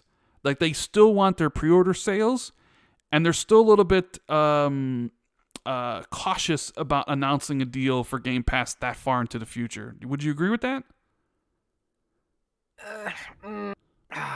It's really hard to say, I feel like games like Dying Light 2 that have sort of had a troubled development and, especially with COVID from like independent studios, like maybe there is, a deal that could be done to make it lucrative for them, but more importantly, cash flow their development. Because if you're not releasing games actively, it's your cash flow is impacted, and you still have to pay the rent on your property, you still have to pay your bills, your electric, your water, and then also your employees and their benefits and stuff like that. So I have noticed, for example, like Techland, they just announced that there's going to be like a Hellraid story DLC, for example, and they're sort of squeezing every sliver of juice out of Dying Light that they possibly can, and also the Hellraid project, which was like a failure. They've like made the most of those assets by recycling them into Dying Light, and every time they drop a DLC on that game, it leads to a bunch of sales and people picking them up and stuff like that. So I think there's potentially a deal that could be done, but I don't know if it will happen. I certainly haven't heard anything. Right. Luke Skywalker says, will we ever see a Crimson Skies remake? I doubt it. Dylan says Conquer. I think Conquer's dead for good. I don't think you'll see a new one. Brett says, Jez, what the hell is wrong with you? Mayonnaise on fries, puking emoji. Exactly. Brett knows what I'm talking about here. Like, who wants mayonnaise on fries? It's freaking disgusting. And I'm sure somebody's going to have it. I'm tempted to just start a thread where I just try fries with different irregular sauces. Like someone's saying all kinds of interesting things, like salad cream on fries. I've never tried that. Bovril on fries. That might be interesting. Wait, what on fries? What about Bovril? Oh. I bet you don't. I bet you don't have Bovril. It's just like kind of gravy granules. I don't know. I kind of want to try. Oh man, mustard on fries might be good. You ever tried mustard on fries? I don't like mustard either. I mean, I can tolerate mustard, but I honestly despise mayonnaise, Jez. Like, I've ordered food, and the food will come with mayonnaise, and I'll just throw the whole thing out. I ain't eating it. If the food has been if the food has been tainted with mayonnaise, I wouldn't. If my Xbox would cover with mayonnaise, I would sell it to somebody. I don't want that around here. Mayonnaise is people are saying bone cream. Oh, jeez, bone cream. You remember when you were talking about bone cream? Bone cream. Look, of course, Sin Vendetta says he agrees 1,000% with you, Jez. Mayo on fries is incredible. Yeah, you guys deserve each other. I swear to God. What about Marmite on fries? I wonder if anyone's ever done that. Yeah. Replicant says salad cream on fries. Chaos Might says mayo and ketchup on burgers. I mean, ketchup on burgers, yes. Scrub Nurse says this man has gone mad. No mayo. 100%. William says, I grew up eating mayo on fries. Didn't realize people ate fries without mayo and ketchup. Ugh. Deftech says, everyone here hoping for a Splinter Cell, and I'm just here hoping someone buys Zone of the Enders and Ring of Red from Konami and remakes them. What else we got here? Brett says, Microsoft Hey, bro. Yes? I got news for you. What? We got news? About mayonnaise. This is the mayonnaise podcast now. No. God damn it. I put a poll up on Twitter. It has 400 votes, and already people are really passionate about this topic, Rand. It's got 464 votes, and 52% say it's delicious. Oh my God, you guys are wrong. You guys are wrong. Oh my God, how is this possible? Twitter, this is democracy. We're democratic on this mayonnaise issue, and so far, it looks like I am right and you are wrong. Yeah, I suppose. How about that? I suppose so. I suppose I'm wrong. Carlos wants to know when we're getting a new Killer Instinct game, Jez. Oh man, I have no idea. All I know is that Microsoft wants to do it. Yes. What I also know is that they don't have a team to make it. So, there's no one at Microsoft right now who've got experience making fighting games and that aren't already occupied. And there aren't a lot of indie developers who make fighting games on that kind of level. I believe Iron Galaxy recently tweeted, or some staff from Iron Galaxy. I'm not exactly sure on the source of this, but I think someone from Iron Galaxy recently tweeted that they'd be up for working on it again. But I don't know if Iron Galaxy is like owned by Tencent now or something, or some other company. I don't know. Yeah. Ghostface Killer says, Rand, you speak the truth. Mayonnaise is an abomination. Yes. Rick says, Rand, what happened between you and the mayonnaise? Unspeakable. Like, disgusting. Absolutely disgusting. Nobody wants mayonnaise. Oh man. There is a story I could tell that something happened to my friend with mayonnaise, but it's kind of NC-17 rated, and I'm not sure really appropriate for the show. Because my buddy, Oh my god. my buddy had a screw it, I'll tell the story, okay? Demonetization incoming. I'll keep it clean, but it. So during high school, I used to sometimes smoke the marijuana, right? And don't do that anymore, But during the high school days, you did some, peer pressure can be a bitch, right? And me and my one buddy, we went to the park, and we did that, and then we went over to our other buddy's house, and my buddy was just completely like out of it, and I was just sitting there, and he's like, "Hey, come downstairs and watch this thing." I can't believe I'm telling this story on air, but it's funny. So my buddy fell asleep, and me and my other friend were watching TV, and my friend was like, "Hold on, like, I'll just call him Bob. Like, Bob's asleep. We want to prank him, right?" So I'm like, okay. Oh, no. So he goes upstairs, and I'm like, what is he doing, right? And he comes downstairs with the hot dog covered in mayonnaise, right? And I'm like, okay, what is going on? Of course, I'm high as a kite, so I am dying from laughter, right? Like, it's the funniest thing I've ever seen. So then my buddy, let's just call him Tim, with the hot dog with the mayonnaise, pulls down his pants, whips out what, and then jabs the hot dog with mayonnaise into Bob's mouth, and then pulls it out, and then throws the hot dog across the room. So when Tim wakes up, all he sees is Bob, pulling his junk back into his boxers, and he's got like mayonnaise all over his mouth, and he gets up and he runs to the bathroom and starts puking. I never laughed so hard in my life. I never laughed so hard in my life. I was dying. And oh my god. I was absolutely dying, man. It's just, yeah. Oh what it would be like to God. be, 16 years old. Oh my god. Oh, man. Well, it's no wonder you've got mayonnaise trauma. But that was, I mean, I hate mayonnaise. I just hate the way it tastes. But I don't know. I don't know if you guys find it funny. I know this is a gaming podcast and we're talking about stupid stuff, but like, yeah. Oh my I don't know God. if anybody can relate to that one, but it's still, I vividly remember that whole scenario playing out, and it's still just as funny. It's still just as funny today as it was when I was 16, man. It's the original bone cream. Yeah, the original bone cream. AG said. Oh my God. Anyways. Well, on that note, anyways. It's a sharing podcast, right? Sharing is caring. Now we're all a bit. I mean, come on. I'm sure every single one of you have some weird stories from when you're in high school and stuff, right? I mean, if you don't, then you probably didn't live, because I got way more worse stories than that. Oh my God! I could share. Story time with Rand. No, we should. Anyways, Rob says, outside the box here, could we get an announcement for an Elite 3 controller, Halo Edition, or Halo Series X console of some sort? I think no to both of those at this year, right, Jez? I don't think it's possible for them to get a Halo console ready in time. Not with the shortages, right? Yeah, I don't think that's gonna happen. I think it'll happen someday in the future, but not right now.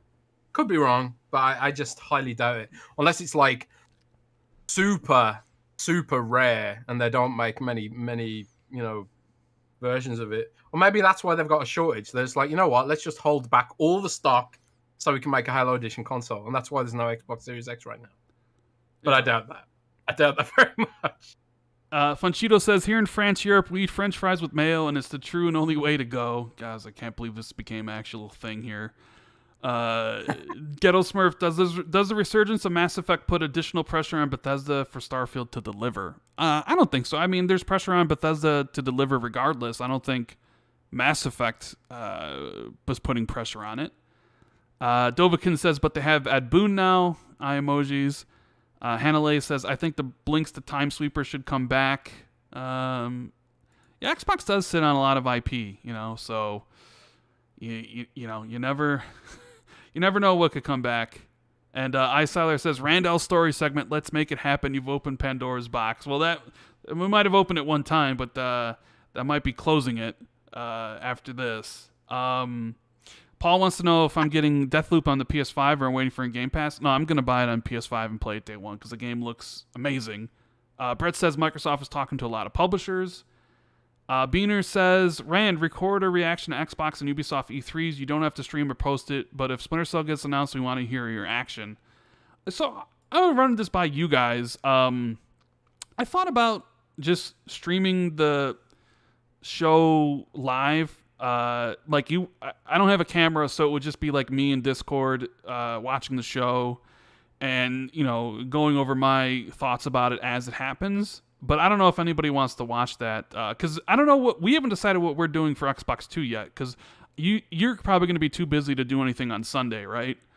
Yeah, Sunday's a no-go for me. Yeah, so maybe we'll do the show Monday like we are now, like a week from now or whatever, but we haven't really decided yet. But if you guys want me to just stream the show and just, so we could watch it together and you guys can hear my reactions, let me know if that's something you guys want. I can probably put that together. So just tweet me on Twitter or something or DM me. We'll see. We'll see if that happens. Cause I don't know. It's just, cause I don't know what we're going to be doing for that, but yeah. RDX says, would it be cool if Xbox hired Sean Layden to run on the new studio since Matt Booty is maxed out? I thought Sean Layden would want to do that, to be honest with you. Man, my brother Neo Game Spark says, why the first thing I hear when I click on this episode is mayonnaise trauma? I know it's Monday, but what is going on, man? You need to just rewind a few minutes and listen to the story about Jez started this. This is all Jez's fault anyways, right? I mean, this whole podcast episode is basically we're not even talking about, it's just a random, hey, what's going on in Jez and Rand's life? And Jez brought up this thing about how he loves mayonnaise on freaking fries, and I was like, that's the worst disgusting thing ever. And we talked about it, and then I gave a story from my high school days when I was something that happened to one of my friends when we were high as hell, and some people will find it incredibly funny. I still find it incredibly funny to this day. It's the hardest I've ever laughed in my life, but I'm sure my buddy is he probably has wakes up nightmares thinking about it. But yeah, just my own nightmares. This is definitely a weird podcast. Definitely very weird. This is a weird one. Just I can't believe. Yeah. I think finally caught up with everything. I hope so. We haven't even really gotten to any of the topics yet. But hey, that's because you guys are amazing. So Dean says, hey guys, what are the odds on Compulsion Games showing a new project at E3? What type of game could it be? Well, we know that they were on the Iron Lords podcast, and they said it's kind of third person over the shoulder. They have a lot of BioShock devs there. I don't think we see it this year. Although, Jez, do you think it's possible we see their game? I really don't think it's going to be this year, though. Was that Compulsion? Compulsion's game, yeah. Yeah, man, I don't know. I literally have no idea. I don't know a shred about what Compulsion's game is. So I don't know. I don't know. We'll have to wait and see on that one.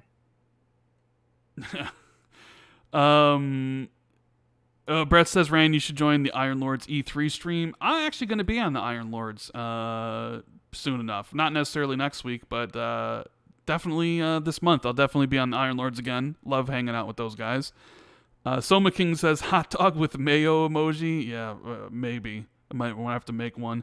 Carlos says, new Banjo game. You would think Xbox would make a new Banjo game. Out of all the IP that they have, it's like, why haven't they done that, right?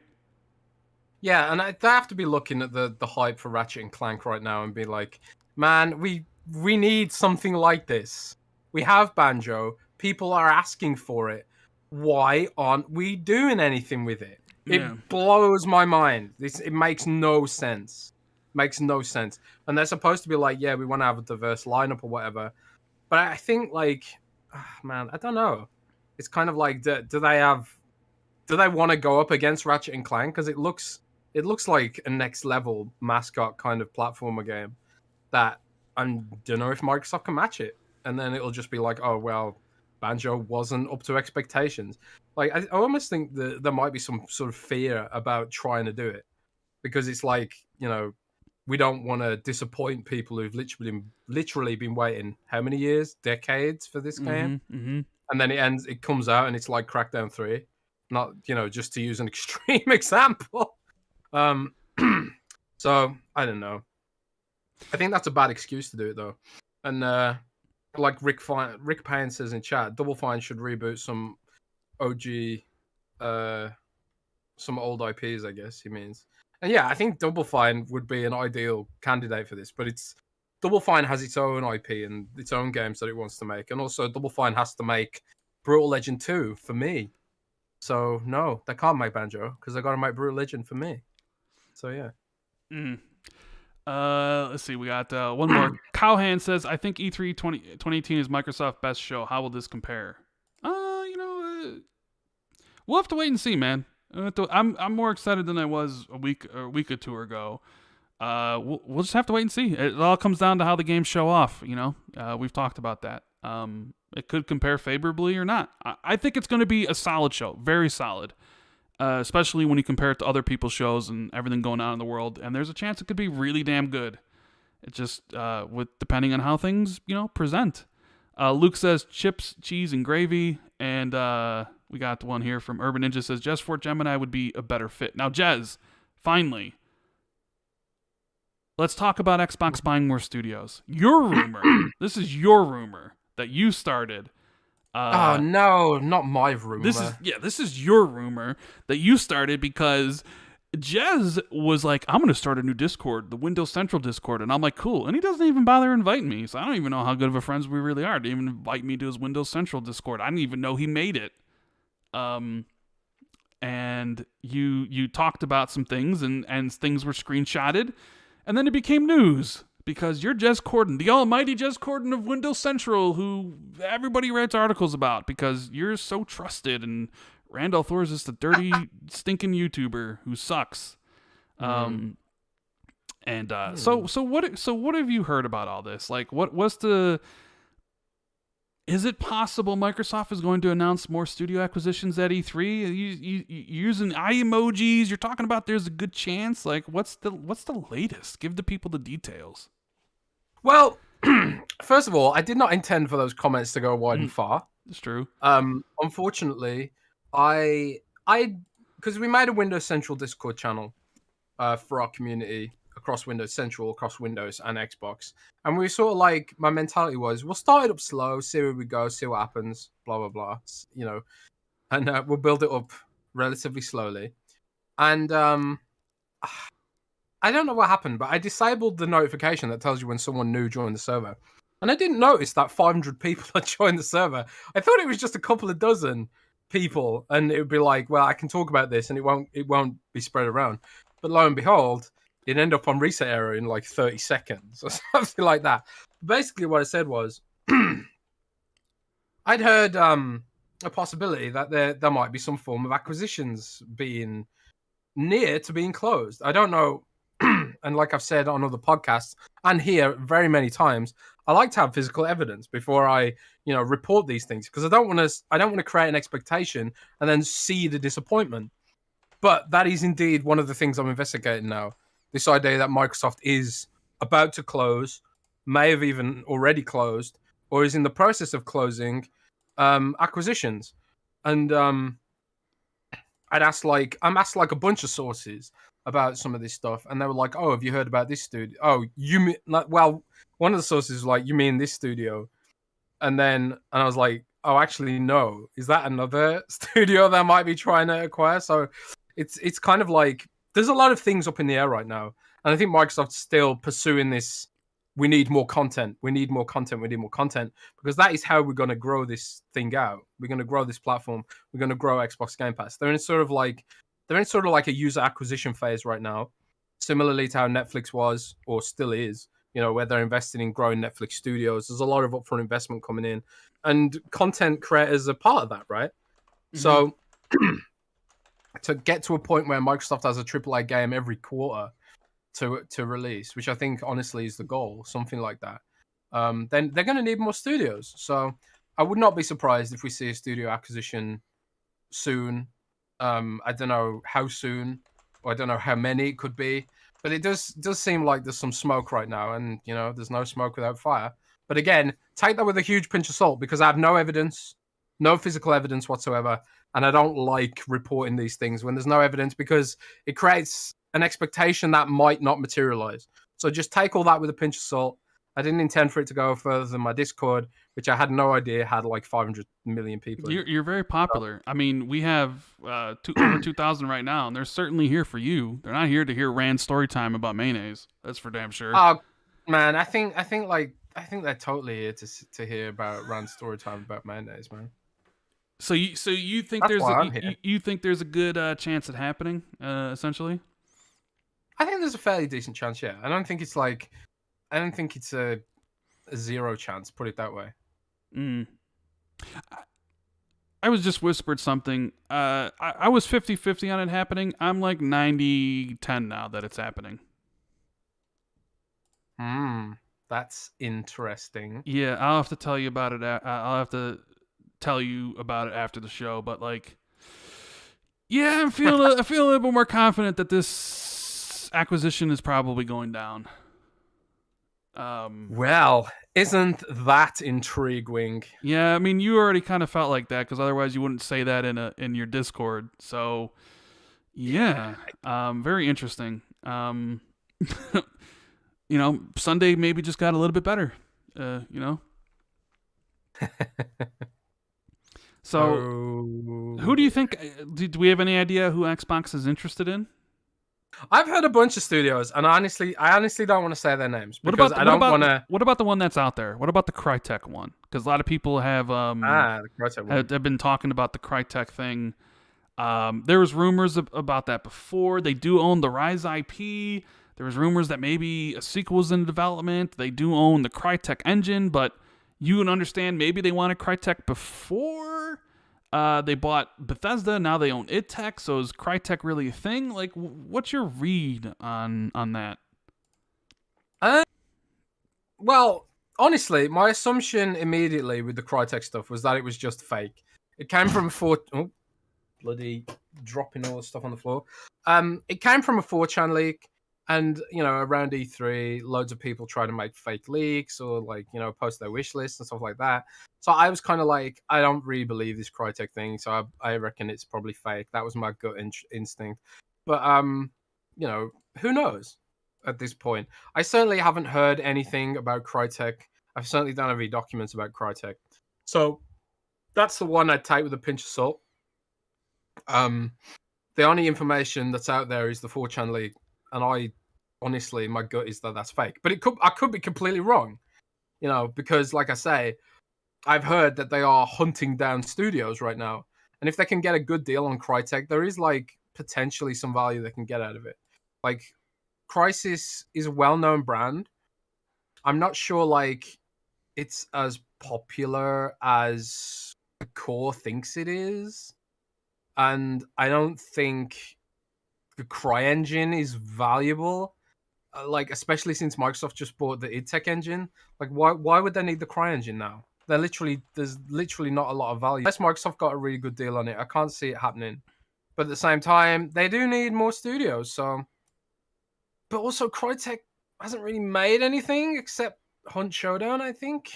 But Hunt Showdown's decently popular, right? Isn't it, Rand? Yeah, Hunt Showdown is a pretty popular game. I mean, and they did announce Crysis 2 and Crysis 3, right? Remasters, which implies that they're looking to make a new Crysis game, right? Yeah, maybe. It's going to be interesting, to see what happens this Sunday. I had heard that some people were a little bit more down on it, but recently some people were a little bit more excited about it, and not necessarily you, but people at Xbox. But it'd be interesting to see what happens. I want to know what Starfield's all about. I want to know what Project Typhoon is. I want to see Project Omen. You know, is Splinter Cell going to close the show? Like, which would be amazing. And don't take that as like it's closed. It's going to be there. It's just like my dream scenario. But yeah, there's a lot of things that could happen, and this show could be pretty good, or maybe I don't know, maybe it's not. It's just I just want to see the games that are coming to Xbox recently, and like look, I don't think it's surprised Xbox is pursuing studios. Like Phil and Satya have talked publicly about their desire to add more. I mean, they're hiring tons of people for their studios. You go on the Microsoft websites, it's all there. Like they're hiring people. Like they have all this money they want to spend, and they know that Sony is also out there money-hatting games, right? They got the whole Final Fantasy series exclusive stuff from Square Enix, all these different things, like, and they're going to keep on pushing. There's even that rumor from Special Nick that something like BioShock 4 could be timed exclusive, right?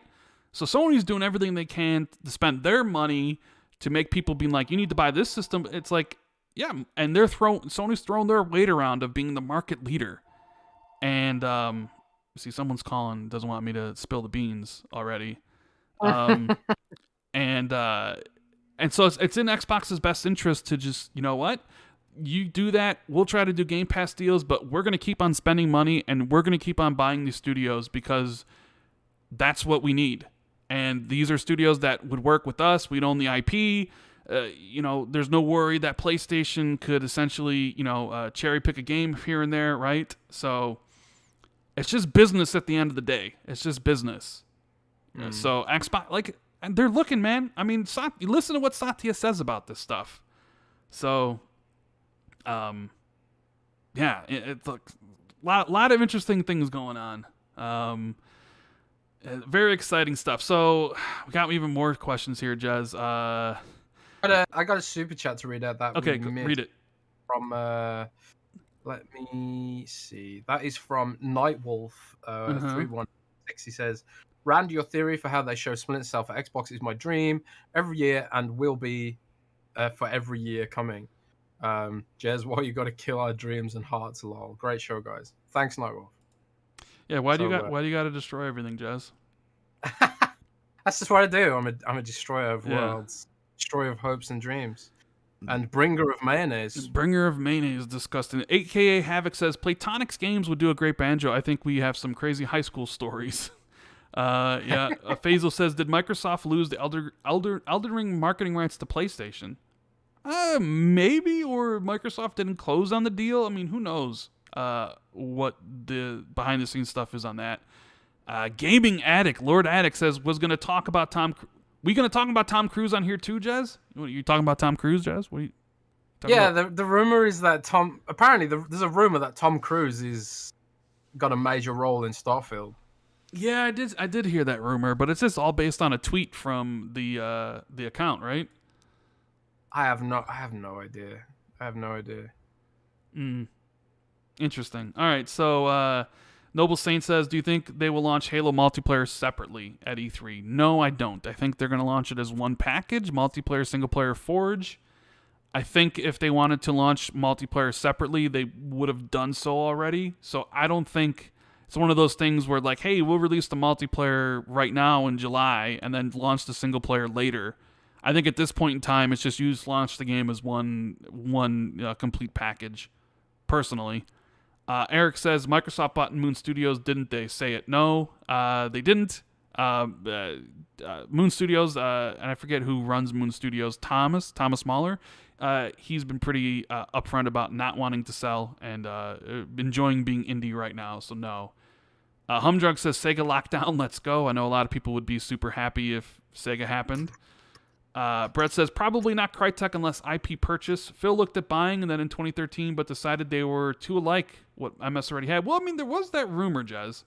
I don't know what you think about this. What ACG was saying about them buying IPs, and you sort of heard the similar. Now he went on and said, I thought, like when I didn't hear exactly what ICG said, but some people were saying like Microsoft had acquired IP, and I was sort of like, well, if they've purchased some of the studios that I've heard they're purchasing, IP would be part of that deal. And I was thinking, like, similarly to how buying an Exile gets you Wasteland and gets you Bard's Tale, that sort of thing. Mm-hmm. But I think a lot of people were DMing me like, Microsoft bought Metal Gear or Microsoft bought Silent Hill, but I have no idea if that's the case. But maybe they will. Maybe they'll buy like IP that makes sense for the Xbox brand. Like there's a history between Microsoft and Doom, for example.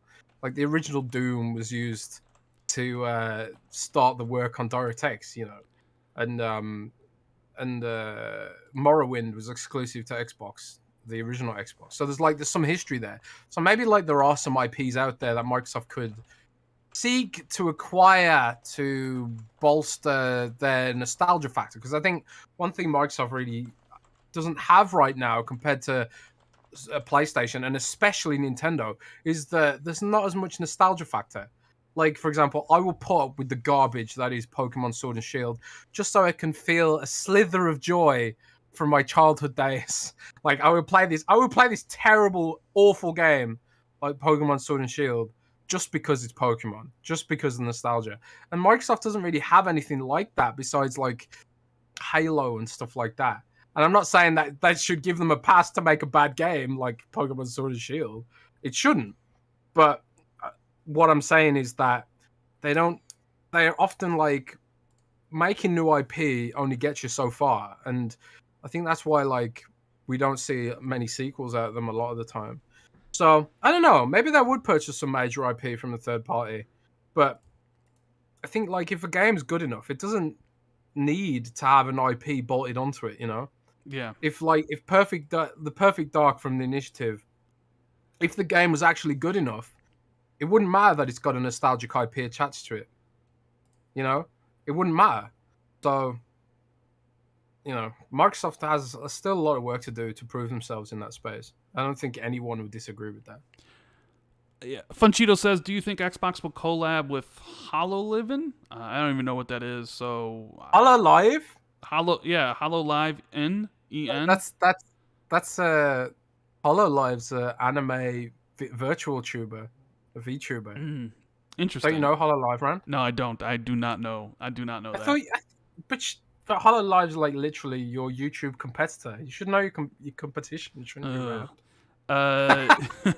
New Alpha says people should keep their expectations low with the first-party Microsoft games. They're still ways off. Microsoft should just focus on making deals until then. Yeah, I think most of them, like I think Microsoft, the Xbox game studios will start hitting the wheelhouse end of 2022-ish. Obviously, they were going to rely on Bethesda a lot before then, and some Game Pass deals to keep it up. But yeah, a lot of Xbox games were delayed 6 to 12 months because of COVID, and they had a lot of titles targeting 2022. But it's affected everybody. And, I know there was people out there being like, it hasn't affected Sony, and I just gotta say, bull fucking shit. It didn't affect Sony. They just literally delayed God of War and Gran Turismo. All their games internally saw delays, as according to Jason Schreier. They don't even know if Horizon is gonna make it this year. It's just that Sony had more games targeting closer to launch, and Xbox's games were all targeting 2022. So you hit with those delays, you're looking a little bit later. That whole narrative, like it didn't affect Sony, is the biggest fanboy bullshit I've ever heard in my life, or one of them. Yeah, it's like Sony's been in this like really good flow for years now. And honestly, it goes all the way back to the PS3 era. They started this flow of having high quality games all the way back in the PS3 era towards the end, because they realized like they made a system that the PS3 was overpriced for what it was. And they realized like we need to fix this. And one way you fix it is by making killer games that everybody wants to play. And they've been in that flow ever since, and to their credit, they've done really well with it. And they've become the benchmark that everyone measures Xbox against. And I think Xbox will get there too. They will get there. It's just going to take time. And this whole COVID thing's thrown a massive wrench in the works. Right. No, 100%. Dirt Griggity, what's up, buddy? He says, I'm already hyped, but you guys are making me hype for E3 2021 going to an unrealistic level. Thanks a lot, guys. Shaking my head. Well, I don't want to say bring it to an unrealistic level. Don't go that high. It's going to be a good show. I wouldn't get your expectations to this point where you're thinking 10 out of 10, the most amazing show ever. I think it's going to be a very solid, good show with some cool announcements, potentially a studio acquisition or studio acquisitions, stuff like that. Like, don't go completely just thinking like, you know, you're going to see all these crazy things, Dirt, like, because that's how you're just going to set yourself up for disappointment, my brother. Just reel it in a little bit. Don't go completely unrealistic.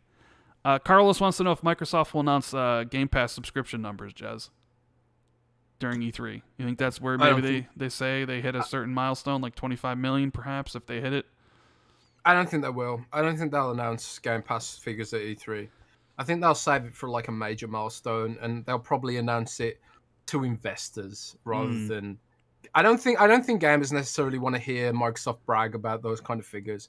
It's the kind of thing you save for your investors, I think. So I don't expect to hear Game Pass figures at E3 at all. Right. Could be wrong, but I'm not expecting it. Let's see. What we got here? The PX90 man or P90X man says, "Thank you guys for being my favorite Xbox podcast. You two are the best combos since rum and coke. Jez has the best laugh, and his laugh is pretty good. I gotta give it to you there, Jez. You make the show a lot more funnier than it has. I mean, that mayonnaise story wasn't the best, but I mean, hearing you laugh about it, like, it made me laugh about it. I'm sure chat was digging it. Oh, God. But thank you. Like, it always brings a smile on my face when I see people saying that they love the show and they love the videos and that we're favorite Xbox podcasts when there's so many great podcasts out there that you could listen to. It's truly humbling. Yeah, you guys are amazing. Like, I can't. This community has completely changed my life. I was like a minimum wage guy, working a job that I just sort of fallen into.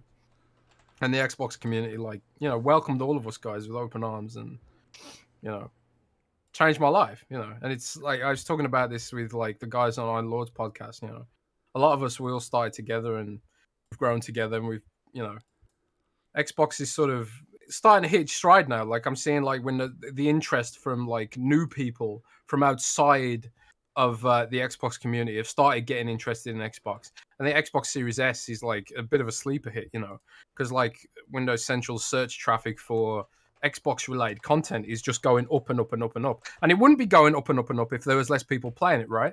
Yeah. It's not like we're stealing market share from IGN here, because we ain't. It's just literally that there's more people interested in Xbox. So it's really cool to see, It's really cool to see. It definitely is. Let's see what else we got here. I've lost track of my notes. I want to hear more mayonnaise stories. Yeah, Medium's coming to PlayStation 5, and Oddworld's coming to Xbox, which isn't really a surprise to anybody, right? We know a lot of these indie games have certain deals with both companies, and they'll come to each other one whenever it happens. But like, okay. So there's this PlayStation Cross Gen line that kind of reared its ugly head again, Jez, and I haven't talked to you about this. How do you feel that PlayStation essentially misled consumers and the media into believing that a lot of their games were next-gen only, when in reality they were always cross-gen, essentially allowing Xbox to take the public heat and the disappointment from not only fans, but also journalist websites like IGN and all these other places saying that Xbox is robbing them of their enjoyment because they won't have any next-gen exclusives. All the while, PlayStation... I know what you're saying. Like, all the while, PlayStation, like, got away with it or whatever. But I honestly, I don't begrudge PlayStation doing that, because this is a business. And they know that the media will stand for them no matter what, right?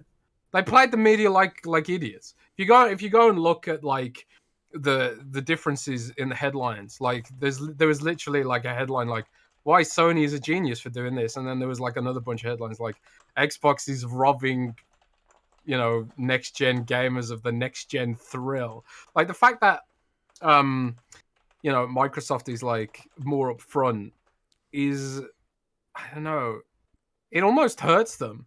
I like that they're honest and upfront, from a moralistic perspective. But you can completely get why PlayStation is doing it the way they are. It's business, right? And Mhm. PR is all about lying to the media, basically. So all the more fool, all the media who bought into it and believed it, GG, like. But the thing is, there's only a certain amount of time you can get away with that before like people just stop trusting what you say. So I think like at the start of the gen is a good time to put those messages out because it's the point where you need to sell the console and sort of establish yourself as the next gen sort of the trusted next gen brand, right? But over time, and you see this in other products do this as well, you know. Um, oftentimes people will if you go on Amazon, for example, you see like these white label products which are sort of they're manufactured by a patent holder or something, but then someone will go out and get the white label product, they'll slap their brand on it and they'll market it as if their version of this white label product is the best version. I see this with smart lights a lot recently. There's like one company who owns all the patents for smart lights, these strip lights, which are very popular, but they're all made by the same company. So when you buy like your smart lights and you're looking at smart light reviews online and stuff, the only difference oftentimes is just like the quality of the app that the lights are attached to. The lights themselves are all the same. They're all manufactured from the same place, but the brand is like more important than the product almost. So like the company that has the best marketing will become the trusted version of that product that's the same. And if you actually take a sort of, I don't know, an overview of the Xbox and PlayStation, they're not that different. They're both x86 systems. They both do 4K. Like Xbox does some things better and PlayStation does some things better. And the delta right now, to some degree, is the messaging and the marketing. And the media aren't going to pat Microsoft on the back for being honest. They're not going to do it. They just want to be able to tell a good story. And sometimes honesty can, get you shot in the foot, maybe. But, what's the old saying? Nice guys finish last. That is true. Yeah. Yeah. So, but I definitely feel like Microsoft's becoming more aggressive lately. The whole MLB The Show thing was hilarious.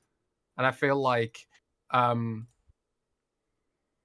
I feel like, there'll be other deals like MLB The Show because Microsoft sort of like they've figured out a way where they can be aggressive while avoiding the angst from the media about it. Because how can you argue against value? You can't do it.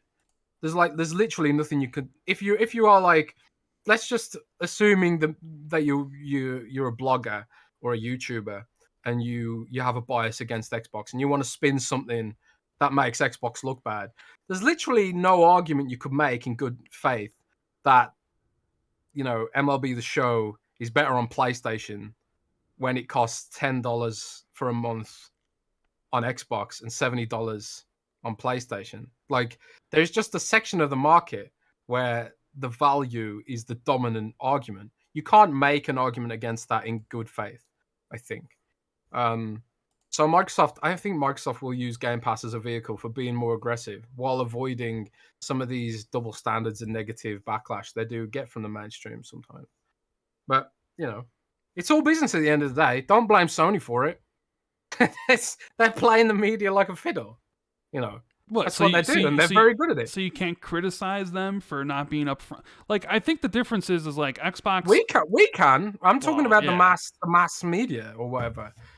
Sony, they're gonna do the business stuff. It's just like Apple, Apple, like my friend bought an Apple Watch, right?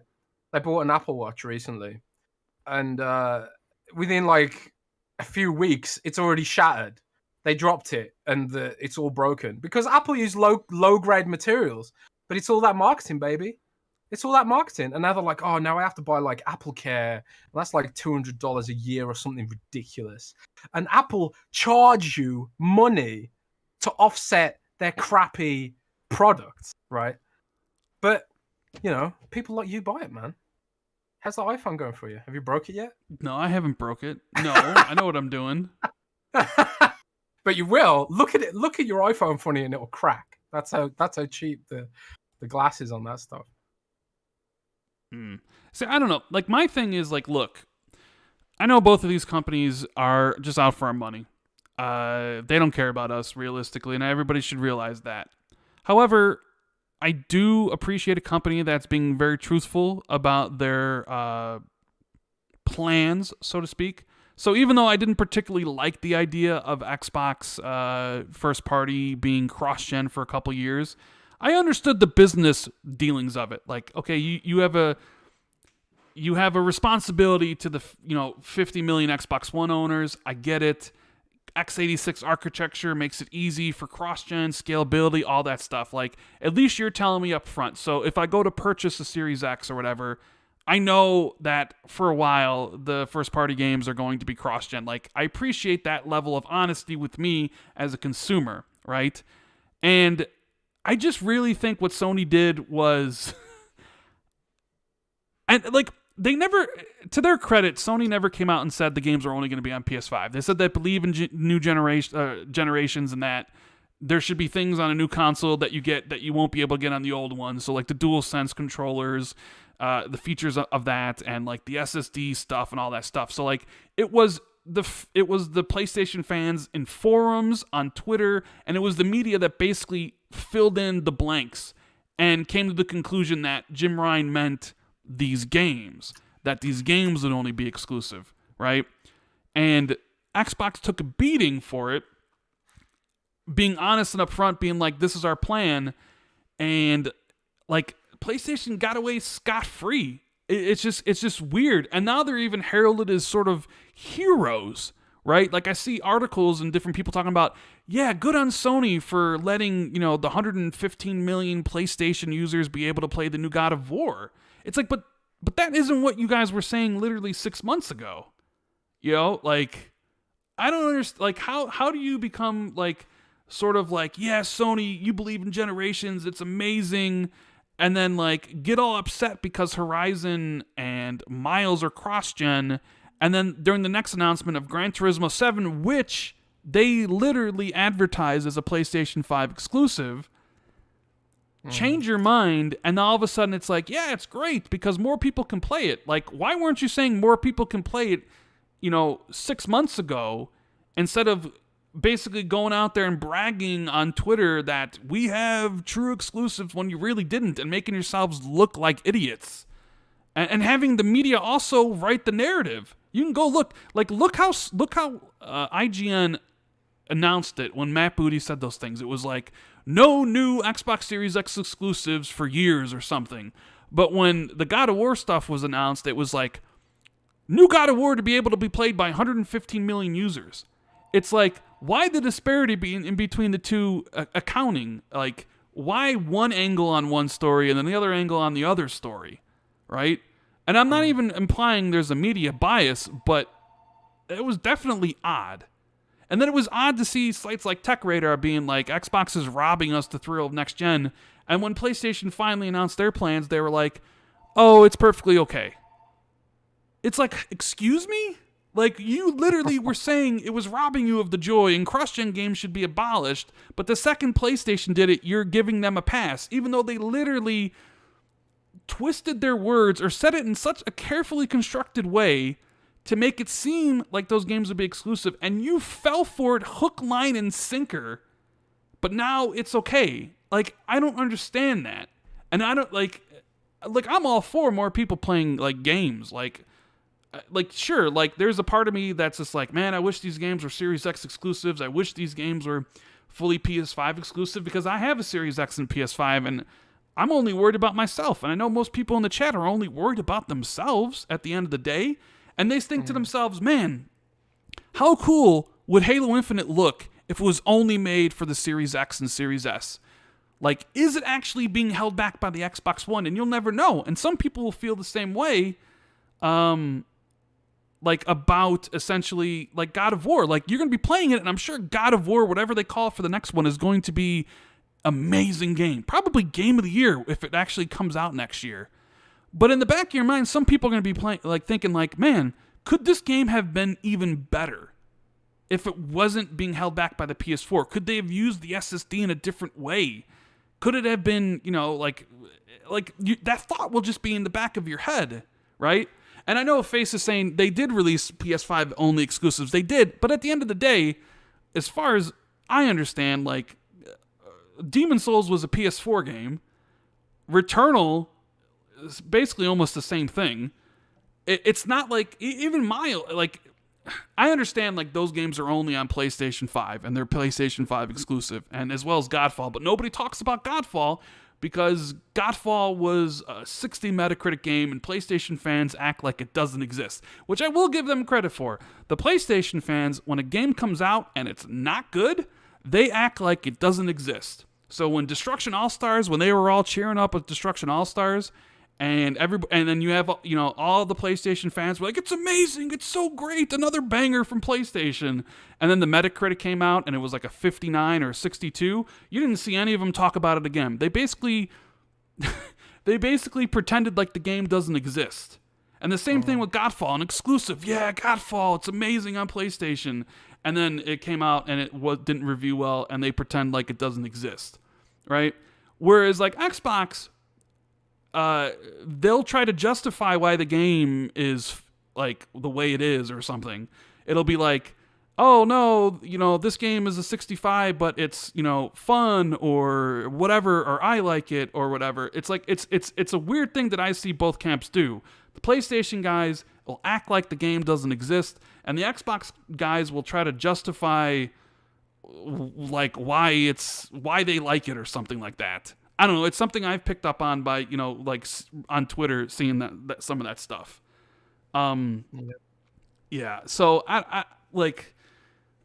just appreciate honesty. Like, I understand I'm being sold a product by Xbox, by PlayStation, by Nintendo. I just appreciate the company being forthright with their plans. And I sort of feel like Sony got off pretty light with not telling people their true ambitions and plans from the very beginning, simply because they wanted to make it seem like the PS5 was something more special than it actually was. And the same thing goes with like their whole PC plan. Like, I don't know if you guys have read between the lines from their interviews, but all the PlayStation exclusives are going on to PC.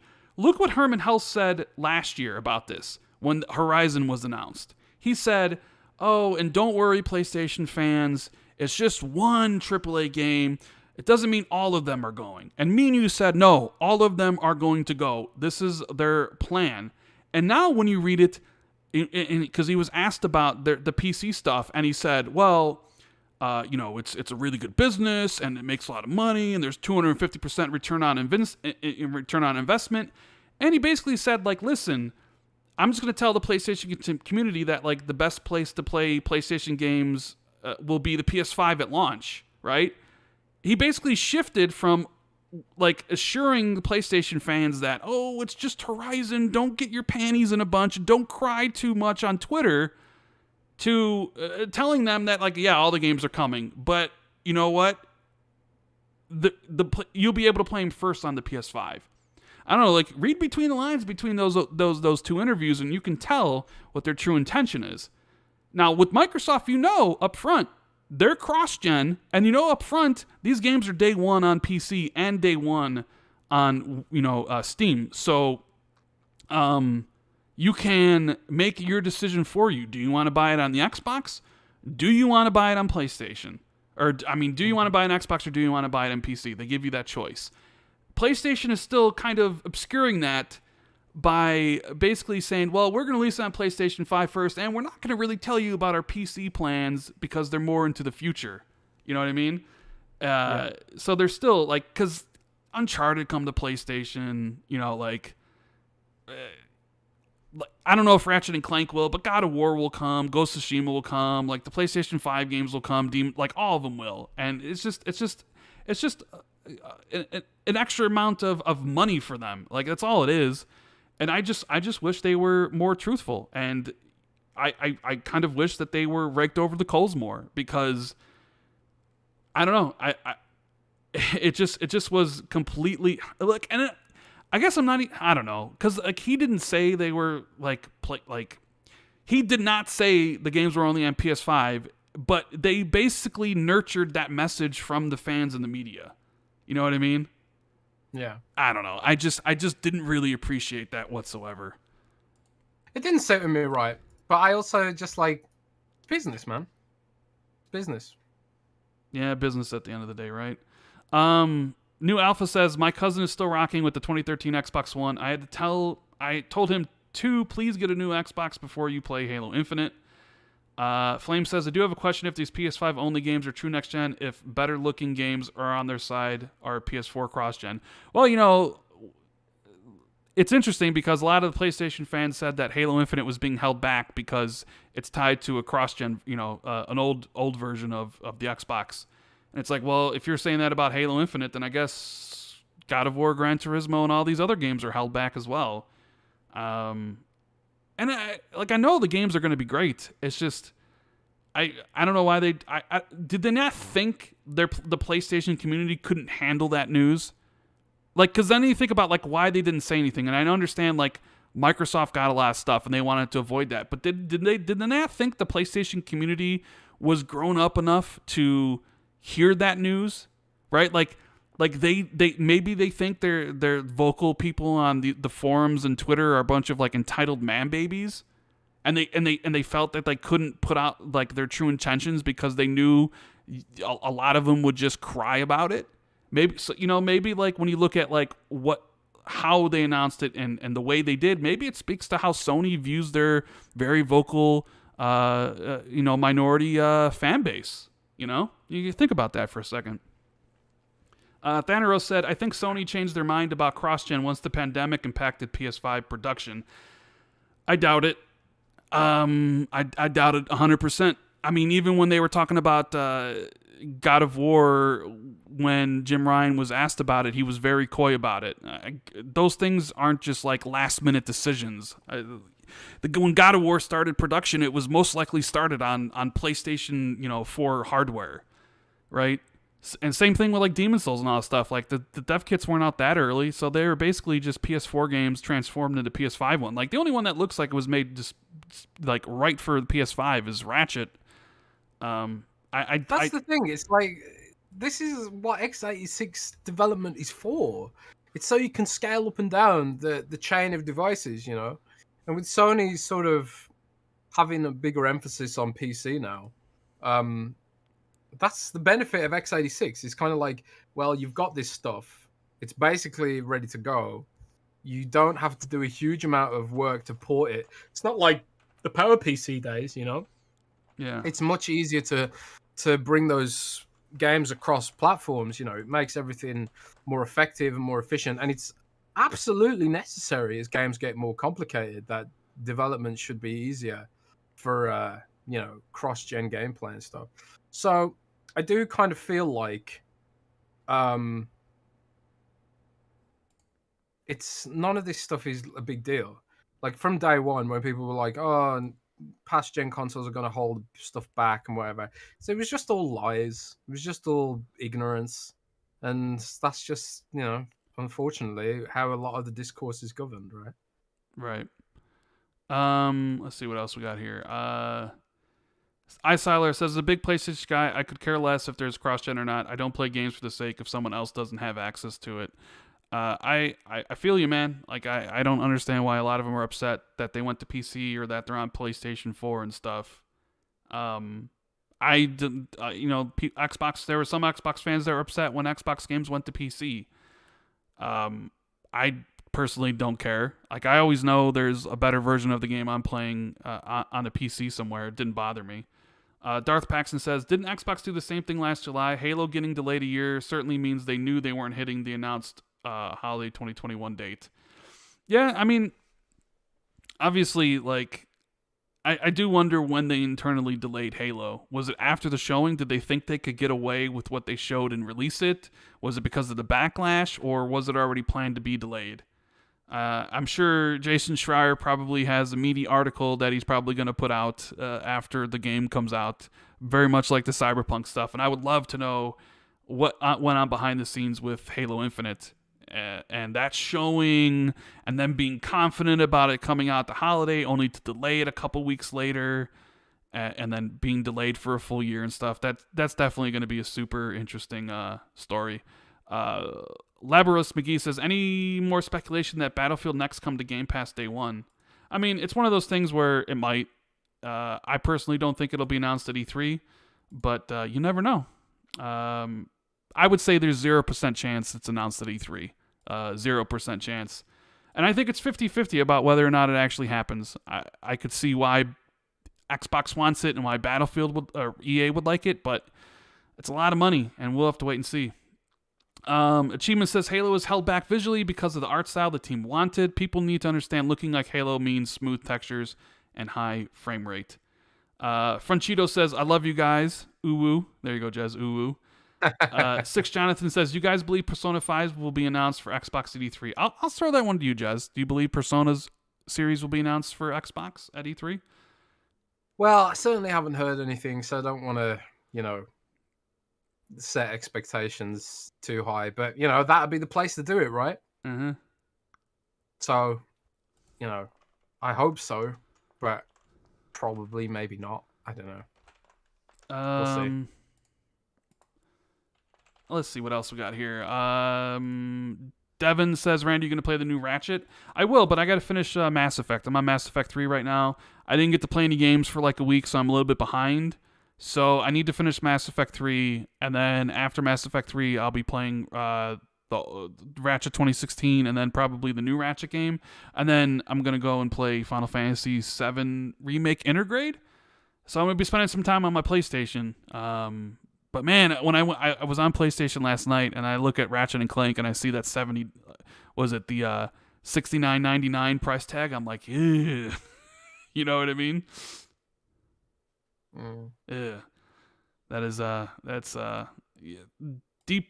I mean, I don't know. That $70 price tag is definitely something else. Jez, now, so let me ask you this. What do you think Sony's going to do now that we know God of War and Gran Turismo are cross-gen, and Sony already said their games are more expensive? Do you think the PS4 version of God of War and Gran Turismo are going to be $70 too?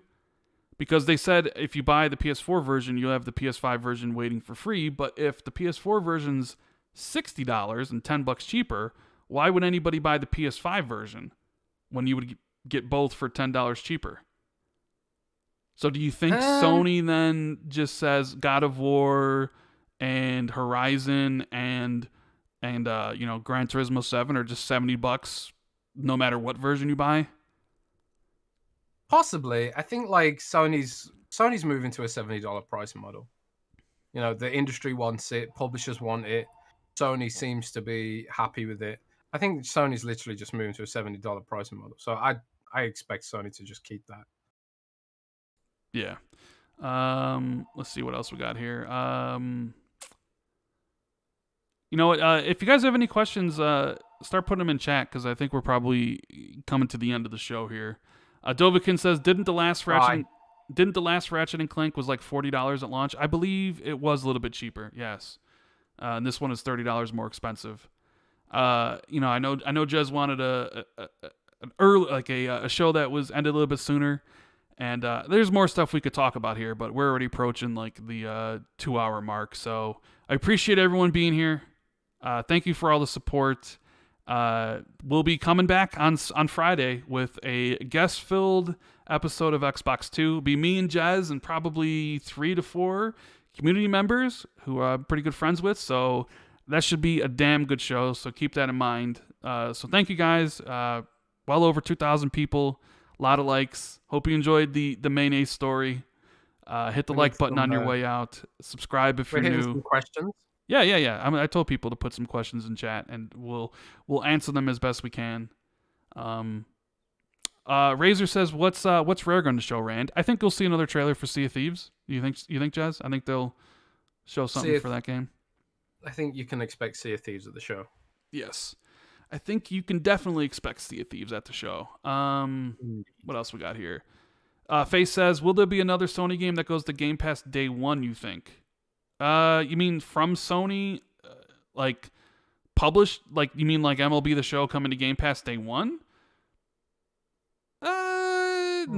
Day one, no, probably not. I don't expect Sony to suddenly start putting games on Xbox, so no. Jez, unless you think that's gonna happen. I don't think so.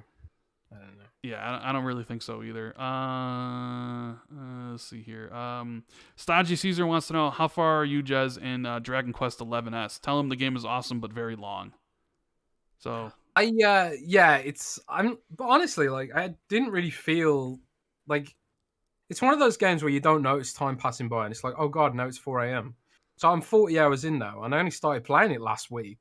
So and getting 40 hours in on a game like that is difficult for me at the moment. But it's just so addictive and so accessible. Like, I just play it on my phone in bed just before I sleep because it's got all those touch controls, right? But I'm loving it, man. Dragon Quest XI is really, really good. It's kind of like what I'd always wanted Final Fantasy to do with its modern games, but just didn't. It really is that classic JRPG tradition sort of game, and it's Dragon Quest XI is on literally everything. So, definitely give it a try. And also it's on Game Pass and you can get it on your phone. So yeah, low barrier to entry, very fun, very gorgeous, and dialogue's just hilarious at times. So I really enjoyed it. Yeah. Thanks, Dovakin, for the super chat, buddy. Appreciate the support. Let's see what else we got here. Magnetic Storm says, do you think EA will do a Dragon Age trilogy like they did for Mass Effect? I hope so. I don't think Dragon Age has that much cachet, but like, Jez did troll Special Ed about Dead Space.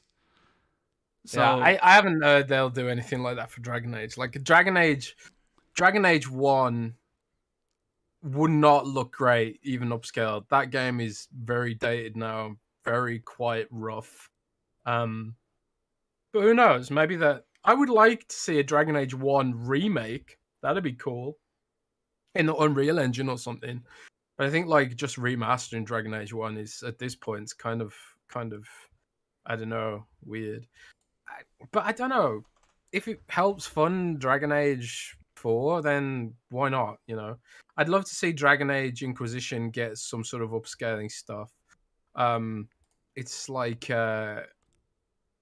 it's got the FPS boost, but it's still got this like 720p resolution, So that definitely needs a pass or an update or whatever. But I don't know. I love Dragon Age, man. I completed Dragon Age Origins more than any other Xbox game, I think.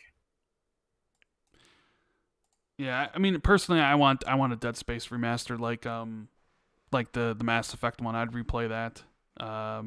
Yeah, I love Dead Space. Thanaros says, is there an E3 surprise you guys know about but can't say? I mean... Nope. Oh, wait. Maybe.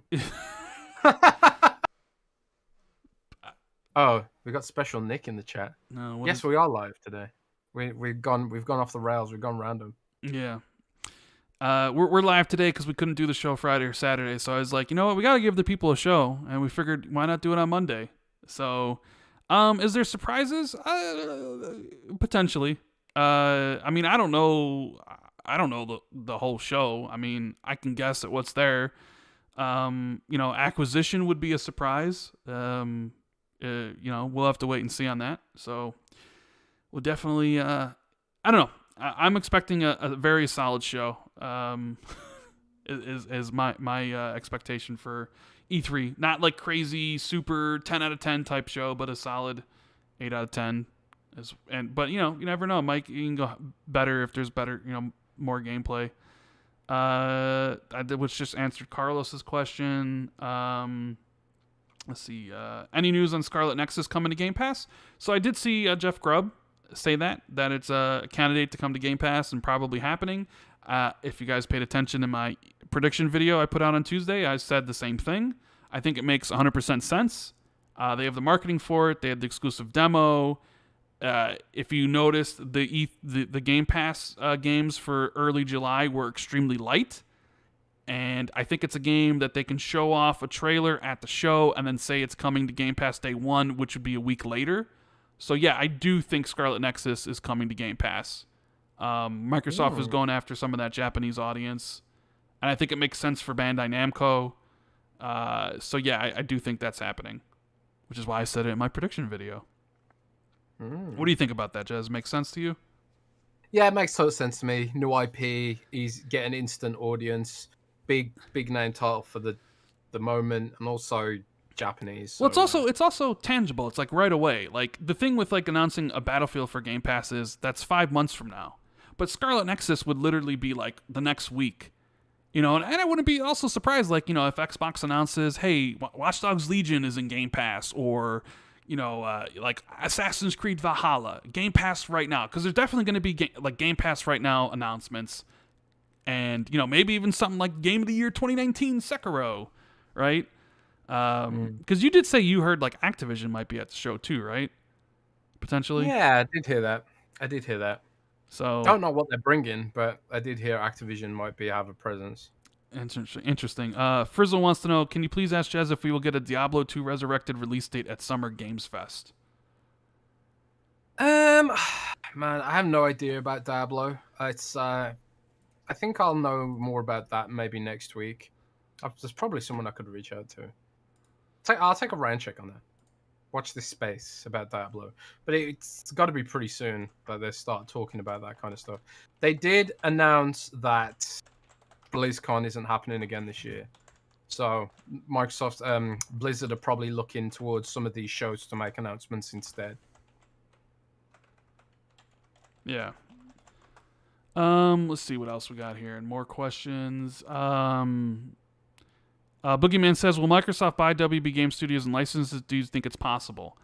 I don't think it's possible for them to buy all of WB. I think the licenses are too much of an issue, so I think that's impossible. However, I do think it's possible they go after individual studios.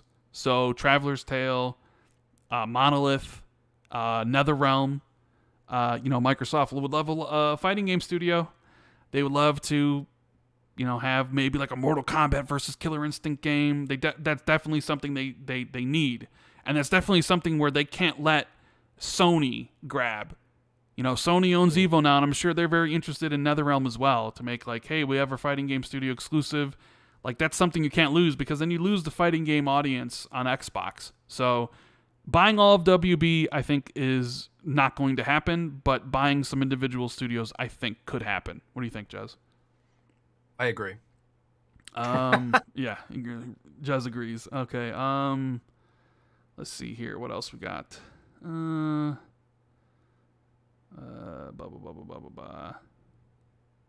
Devin says, do you think Tales of Arise will go to Game Pass? Possibly, for the same reasons Scarlet Nexus would. Microsoft wants more of a Japanese presence. Who publishes Tales of Arise? Is that Bandai? Yeah, I think so. It's Bandai, yeah. Yeah, it's possible that they make the same thing. That game comes out in September, so we'll see. Anything else here? No, I think that's it.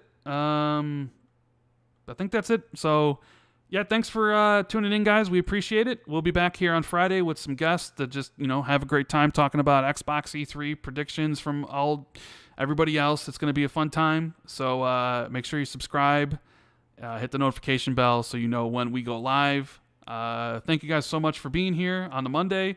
And yeah, you got anything to say before we get out here, Jez? Nah, man. Just, you know, keep it mayo, and Jesus.